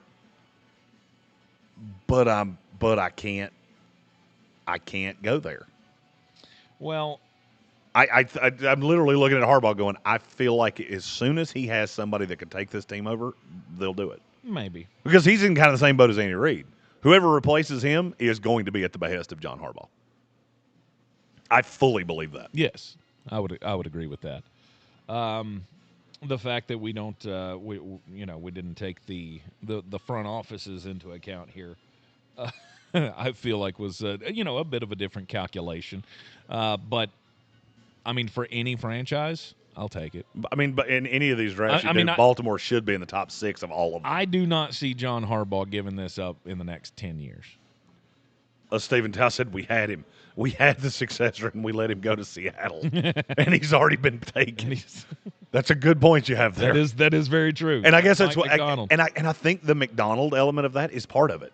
Is that I think the intention was for him to be the successor. Mm-hmm. And then he got the job quicker than anybody would have thought. Harbaugh wasn't ready to walk away, and now he's trying to find the next one. He was successful. That's the thing. He was sure. Yeah, right. Like he's been too successful. Can I play devil's advocate? Yeah. Or not? This isn't even devil's advocate. Conspiracy theorist. Okay. When the entire staff in Miami gets fired, Zach Orr will stay on the staff, but he'll get demoted behind Anthony Weaver, and Anthony Weaver will be the successor. Anthony Weaver will take over the Dolphins. No. He'll be the successor to Harbaugh a couple years from now. Oh. Okay. That relationship, that's of all there have been 2 instances since we've been doing the show where a guy didn't get a job, and it absolutely floored me. One of them I am legally not allowed to talk about, and the other was Anthony Weaver taking the DC job of the Ravens, or taking the DC job of the Dolphins because he didn't get it with the Ravens. That always mystified me.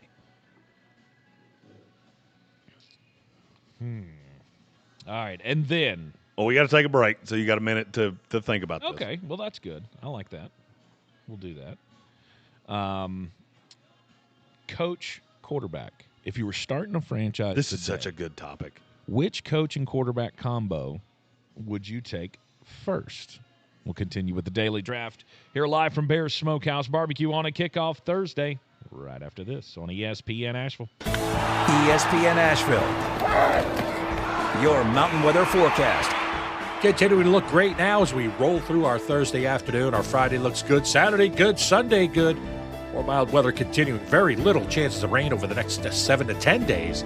60 today and sunny with a breeze. Tonight clear, 35. Somebody's going to be at or below freezing in some of our colder nooks and crannies. Friday sun could push the upper 60s. For me, that starts at 67, so let's go 67. Saturday sunny, 70. Sunday, partly sunny, 65. From the Weather Channel, I'm meteorologist Ray Staging. This report is sponsored by Apple Tree Superstore. The Happy Honda Day sales event is on at Apple Tree Honda. Get that new Accord, CR-V, or Pilot you've been waiting for, and make no payments till 2026. These deals won't last. Get to Apple Tree Honda, I-26 Airport Road, Asheville, or see everyday deals at athonda.com. On the job, every minute counts. That's why Lowe's now has ProBlock Quick Dry Primer, expertly manufactured by Sherwin-Williams. Engineered for pros to dry fast and go on smooth for virtually flawless results that keep your job moving. It's available in oil and water-based, and getting it is easy. Order online by 2 p.m. and get free same-day delivery right to your job site. Lowe's, we help, you save. Orders placed after 2 p.m. will be delivered next day. Valid in select zip codes. Subject to driver availability. More terms apply. Not sure what to get him this holiday? You can't go wrong with a gift from Untuck It. Every guy wants to unwrap our best-selling, wrinkle-free, and performance styles. From polished shirts for holiday parties to cozy layers for family photos, you'll find everything he needs to look sharp and feel comfortable all day and night. So, get a head start on your holiday gift list. Early holiday sale happening now. Find the perfect gift for everyone on your list at untuckit.com and more than 80 stores worldwide. Untuck It. Shirts designed to be worn, untucked. The free iHeartRadio app. Pure audio awesomeness. The most live radio stations and the most podcasts. And you can access them instantly by making them a preset. And it's all 100% free. Join the millions who already have it on their smartphone. The free iHeartRadio app. The #1 app for radio. Your one stop for advertising? Call 844-844-iHeart. I'm Coley Duffy. I'm Cody Ward. And we're the Chainsaw Brothers. Actually, we're cousins. A few days after Helene, we was in the driveway having a couple beers, waiting on the power to come back on. And we heard so many people calling, needing trees removed, and couldn't afford it. So I called my dad to borrow a chainsaw, and over the next few months, we cleared trees for our neighbors. Our business was born out of wanting to help Western North Carolina get back on our feet. We are fully insured and licensed. We keep our promises, meaning if we say we're going to be there, we'll be there. In these parts, we live how we were raised. When you call the Chainsaw Brothers, you're not a customer, you're family. We're good at what we do, and we do it for a reasonable cost. For all your chainsaw needs, call the Chainsaw Brothers. 828-316-1013. Or find us on Facebook. See how we treat our family. Are you still covered up with storm damage and debris? Call us about our daily rates at 828-316-1013. That's 828-316-1013. We're the Chainsaw Brothers, and with our neighbors, we are Western North Carolina strong. Woohoo! At Ingles, whether we're celebrating Friday night rivals, televising college basketball games, bringing the Fan Fest to semi-pro soccer, or taking you out to the ball game at your minor league park, it's all in the bag. Ingles, low prices, love the savings. Do better, be better every day. That's the Parks Promise. Our mission, to improve lives with every interaction. This is JW, General Manager at Parks Ford Hendersonville. Experience the Parks Promise today at parksfordhendersonville.com. That's parksfordhendersonville.com.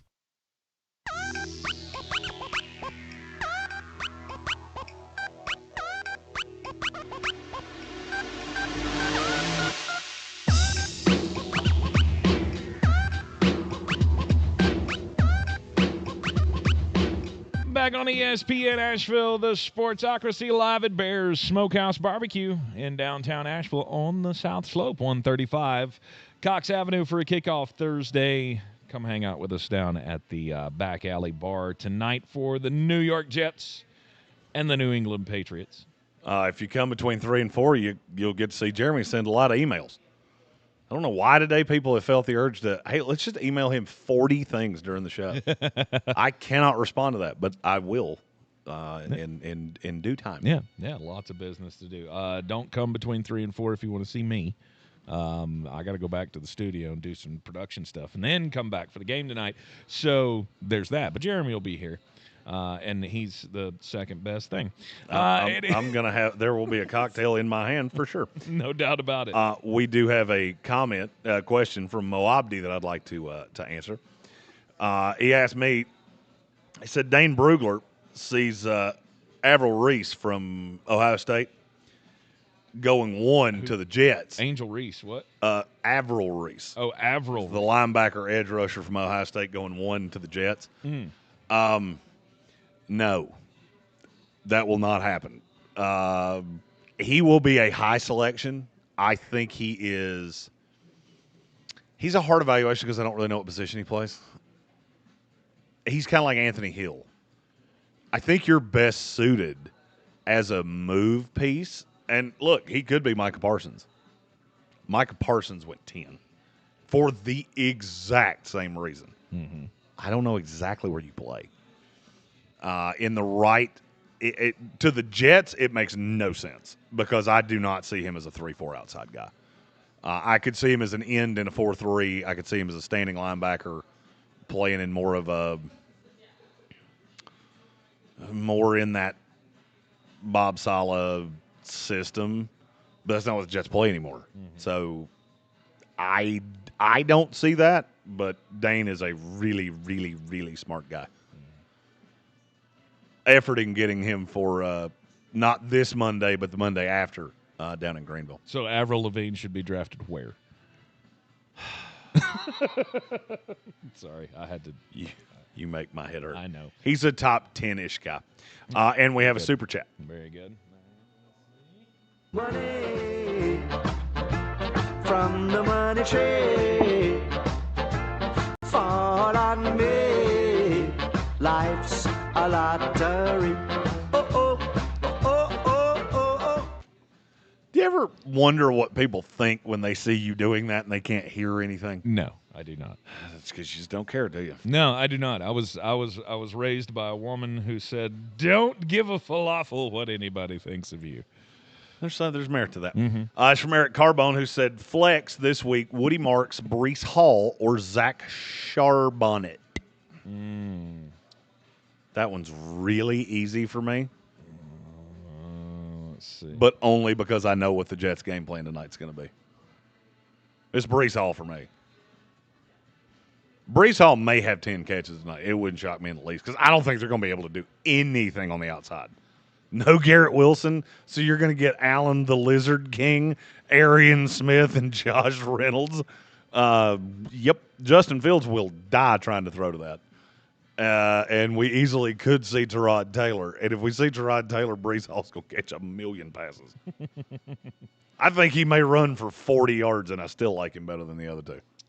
Charbonnet's touchdown dependent. I was going to say Woody Marks will be close. Woody Marks against the Tennessee Titans is appealing just by the sight of those three little letters next to the name, TEN. Whenever you see TEN coming up against somebody on your fantasy team, you pretty much go, yeah, I'm starting that guy. Like the DK Metcalf question from earlier today. If you have a wide receiver and it says CIN as their opponent, you should probably do that. You should probably fire them up. I mean, I'm big on the Zach Charbonnet bandwagon right now, so. The only thing is it's the same problem for me with Marks and Charbonnet. I never know what that split's going to look like. Splitting touches is never a fun game to play. So, I mean, I don't think I could ever get to the point where I would go, completely fade Breece Hall to the bench. But, I mean, he definitely falls to the last slot, to the last flex position. He's a tough play this week. Right. And Randy L. wanted to it's Arvil, not Avril. Arvil. Like Redenbacher. That's like Orville. The popcorn guy. That would be Orville. Okay. All right. Arvil. Let's get back to the daily draft here on a Kickoff Thursday. We're talking if you were building a franchise for the future, what quarterback coach combo would you take? The best selections have already been made. We're past, we're past Seattle. The number one pick was Vrabel and May. Now we're to the point of, okay, I can check off one box solidly. The other box, I don't think I can. Or at least there's some major questions for me to the other box.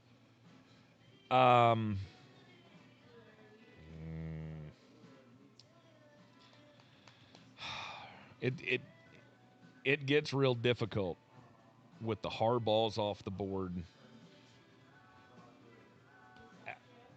And because I took Vrabel May I don't, one. Yeah. I took Harbaugh Herbert. Yeah. I guess Josh Allen, Sean McDermott. That one wasn't even on my list. How? Because I don't trust Buffalo to hire the right coach. I also don't trust them to fire Sean McDermott. And I know for an unequivocal fact they will not win squat with Sean McDermott as their head coach. I would have said that last year. Oh, they've done something to impress you this year? No, but I saw Nick Sirianni win a Super Bowl, and maybe there's a path. With the best GM in the NFL. Buffalo didn't have that. Could be a path. You don't draft well enough. With that one, I did take the front office into account. Because I thought about doing what I'm going to do with my next selection. Because my next selection is Sean McVay and Matthew Stafford. And here's my thought. I get 1, maybe 2 years of Stafford, and then I get Sean McVay's hand-picked successor. I'm not sure I care who it is. He's got 2 first-round picks this year, which I easily could see him turning into a quarterback of some kind. Mm-hmm. And I think he's second best coach in the league. Somewhere up there. Okay. I get an elite MVP level quarterback for the rest of this year, and then whatever McVay picks and turns into his next little pet project. And I feel pretty good about that. Okay. Because I do look at that front office and go, that front office is really good. They're really creative. Mm-hmm. Buffalo, bottom 10 drafting team in the league. Don't believe in them to fire McDermott. Don't believe in them to hire his replacement if they do. And so for me, it was nowhere close. Okay. I have to play you. And I keep telling myself that because there's one that I still like, and based off the last two picks you made, I know you're not doing it. So I'm going to go Ben Johnson, Caleb Williams. Caleb Williams has not been markedly better than he's been in the past, but I think Ben's so good that it's working. And somehow Caleb has this weird clutch gene that in the fourth quarter, he's a different quarterback. I don't know what that is. I don't know where it came from. Because mechanically, decision-making, all of those things, it does not change. But for some reason, he's better in the fourth quarter. I still don't like Caleb Williams, but he's young. Ben's young. Ben and I are the same age. And I think here, it's a pretty good value.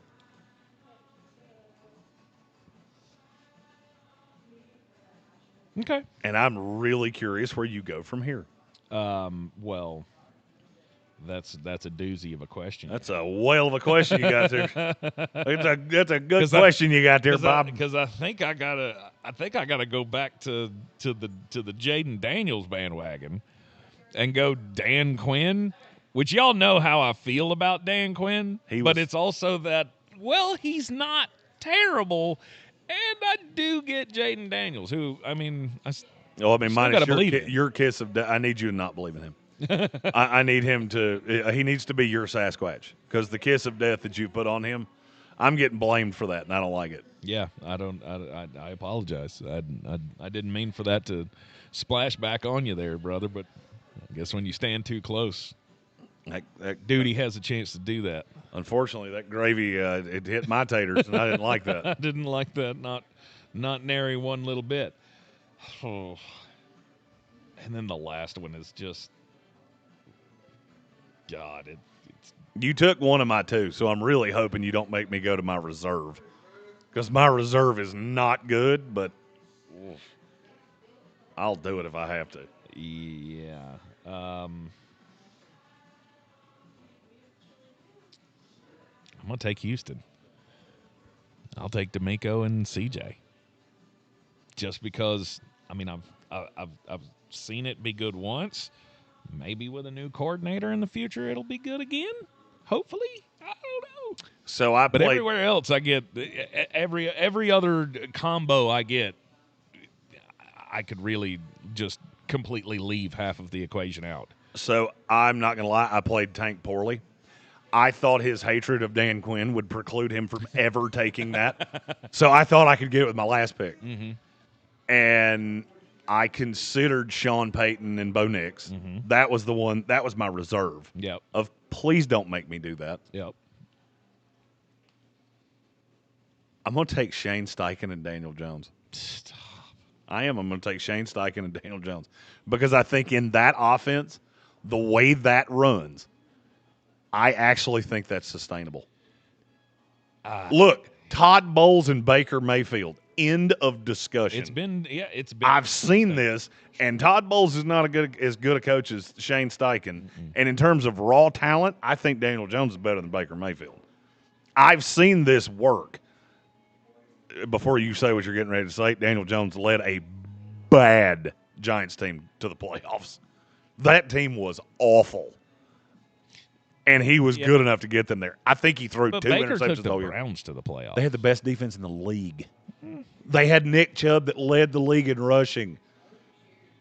Daniel Jones that year had hurt Saquon Barkley and a sieve on the other side. Okay. Yeah, no, that, my friends, is how gross that got by the time we reached pick 5. Yeah, I was. If you had taken that was terrible. If you had taken Steichen, Daniel Jones, I was completely prepared to take Sean Payton, Bo Nix, with me thinking that they have no ceiling whatsoever. Wow, that's how bad that gets. That's what I was going to say. Like that, it did not. Like I scrolled past it, going, "Well, I'm definitely not taking Sean Payton and Bo Nix." Gary Burt's upset we didn't take Jalen Hurts and Nick Sirianni. You want to throw out there why you didn't do that? Listen. If Nick Sirianni coached the Jacksonville Jaguars right now, what would the record be? Would it be one win better than what you're getting out of Liam Cohen? Because I don't think it would. I mean, maybe. If Jalen Hurts was the quarterback of the Jacksonville Jaguars, would they be one game better than they are with Trevor Lawrence? Because I don't think so. No, to me, you barely get credit for on the Nick Sirianni side because, I mean, he did lead a team of all-stars to a Super Bowl. However, you have that other side that goes, oh, no. When you combine the two of them. I see what he's doing. What was he doing? He wanted you to say nice nice he things wanted about me to say nice things about Yes, you. he wanted you. He didn't want me to say it. I understand now why he said your name twice. Now I get it. I've said plenty of nice things about the Philadelphia Eagles. Said a lot of good things about them in the preseason and the offseason. And for some reason, nobody's made the connection yet that is the long play Tank Spencer kiss of death. That this is just atrophying week by week by week. And now ever since Tank said, oh, wait, maybe Nick Sirianni's not a dumbass, they went and made the hires that they made. They have gone, and now the offense looks putrid. I mean, I'm building something here, folks. Just don't count out the KOD just yet. And now Gambit fan said, Trevor's awful. They would be better with Jalen Hurts. I want you to think about this. How much better of a prospect was Trevor than Jalen Hurts? Jalen Hurts would be working at Home Depot right now if he had been drafted by the Jacksonville Jaguars. Right. Yeah, no, that's... They can screw up anybody. The Jets are the same way. There are a bunch of those teams. All right, we've got a minute left here. It is time to make the pick for Thursday Night Football. The New England Patriots, a 13.5-point favorite against the New York Jets. Not enough. Give me New England. Yeah. Didn't think about it for a tenth of a second, and I'll take the under, and I don't care what that number is. The over-under is 43.5. I'd have taken it at 34. So, thanks. That's good value. Under. Hopefully we don't KOD this one. Oh, yeah, I forgot you did. You loved the Jair Alexander trade. I did. I loved it. He never actually put on an Eagles never jersey. Did. In fact, he went, I heard Tank say my name and went, I'm retiring before I die on the field. No doubt. I'm not DeMar Hamlin in this thing. At Sports Tank ESPN. That Don't send that one to me. Is that too soon? Don't send that one to me. I'm not answering for that one. The opinions of Tank Spencer do not necessarily reflect Mr. Green or the Sportsocracy on the whole. Oh, you're in the Sportsocracy, and this is ESPN Asheville, 92.9 FM, 880 AM, 1400, hanging out at the Back Alley Bar tonight for Thursday Night Football. New England Patriots and the New York Jets. Come on down and see us here on the South Slope. We will be back with you tomorrow in the studio for Football Friday. We'll see you then. ESPN Asheville, your mountain weather forecast. Continuing to look great now as we roll through our Thursday afternoon. Our Friday looks good. Saturday good. Sunday good. More mild weather continuing. Very little chances of rain over the next 7 to 10 days. 60 today and sunny with a breeze. Tonight clear, 35. Somebody's going to be at or below freezing in some of our colder nooks and crannies. Friday sun could push the upper 60s. For me, that starts at 67, so let's go 67. Saturday sunny, 70. Sunday, partly sunny, 65. From the Weather Channel, I'm meteorologist Ray Staging. This report is sponsored by Taco Bell. The slow-roasted Cantina Chicken menu is here to stay, with ingredients like purple cabbage and freshly prepared pico de gallo. Try it today at a participating U.S. Taco Bell location while supplies last. Contact store for participation, which varies. 'Tis the season. When you're in the mood for holiday music, listen live with the iHeartRadio app and on your radio. 97.7 The Brew, Asheville's Christmas station. This is the story of the one. As a custodial supervisor at a high school, he knows that during cold and flu season, germs spread fast. It's why he partners with Grainger to stay fully stocked on the products and supplies he needs, from tissues to disinfectants to floor scrubbers. All so that he can help students, staff, and teachers stay healthy and focused. Call 1-800-GRAINGER, click Grainger.com, or just stop by. Grainger, for the ones who get it done. Oh, how's that flu, babe? Did you take DayQuil Intense Flu yet? Nah, I got this. Ugh, okay, I don't got this. You stay on the couch, and I'll grab the DayQuil. Undo your flu symptoms with DayQuil Intense Flu. DayQuil Intense Flu provides powerful relief of your flu symptoms. I'm ready for that to-do list. Wow, you do got this. DayQuil Intense Flu. The daytime coughing, aching, fever, under your flu, medicine. Use as directed, keep out of reach of children. Mountain Graphics and Showtime Sports have teamed up under a new local owner to serve our community with the finest custom apparel and unique branded items at the best price. Mountain Graphics and Showtime Sports can customize whatever you, your team, or your local group may need with high-quality screen printing, embroidery, and laser engraving. Visit mtngraphicsavl.com or showtimesportsavl.com. That's mtngraphicsavl.com or showtimesportsavl.com for your local one-stop custom apparel shops. We are the Nix family, and this is our Ingles story. Welcome to Henderson County, North Carolina, known throughout the South as Apple Country. Here, the family of Apple Wedge Farm is in its 5th and 6th generation, cultivating fresh fruit for the local community and beyond. For decades, these beautiful locally grown apples have graced the shelves of Ingles markets, and we look forward to carrying them for decades to come. Ingles. Low prices. Love the savings. Why spend your whole holiday in the kitchen when Bear's Smokehouse Barbecue can do the work for you? Order the Bear Feast for Thanksgiving. Includes a smoked turkey, mac and cheese, mashed red potatoes, garlic butter green beans, sausage and bacon stuffing, cornbread, and turkey gravy. It feeds 6 to 8, or you can choose the Little Bear Feast for smaller gatherings. Then add in a pumpkin pie or an apple crisp for the perfect finish. Visit bearsbbq.com/Thanksgiving and order by November 22nd. Bear's Smokehouse Barbecue, Thanksgiving made easy and delicious. Portions of the following program were pre-recorded. From the Ingles studio, WPEK Fairview, WMXF Waynesville, W225CJ Candler, the #1 preset in your car, and the new and improved iHeartRadio app. Free never sounded so good.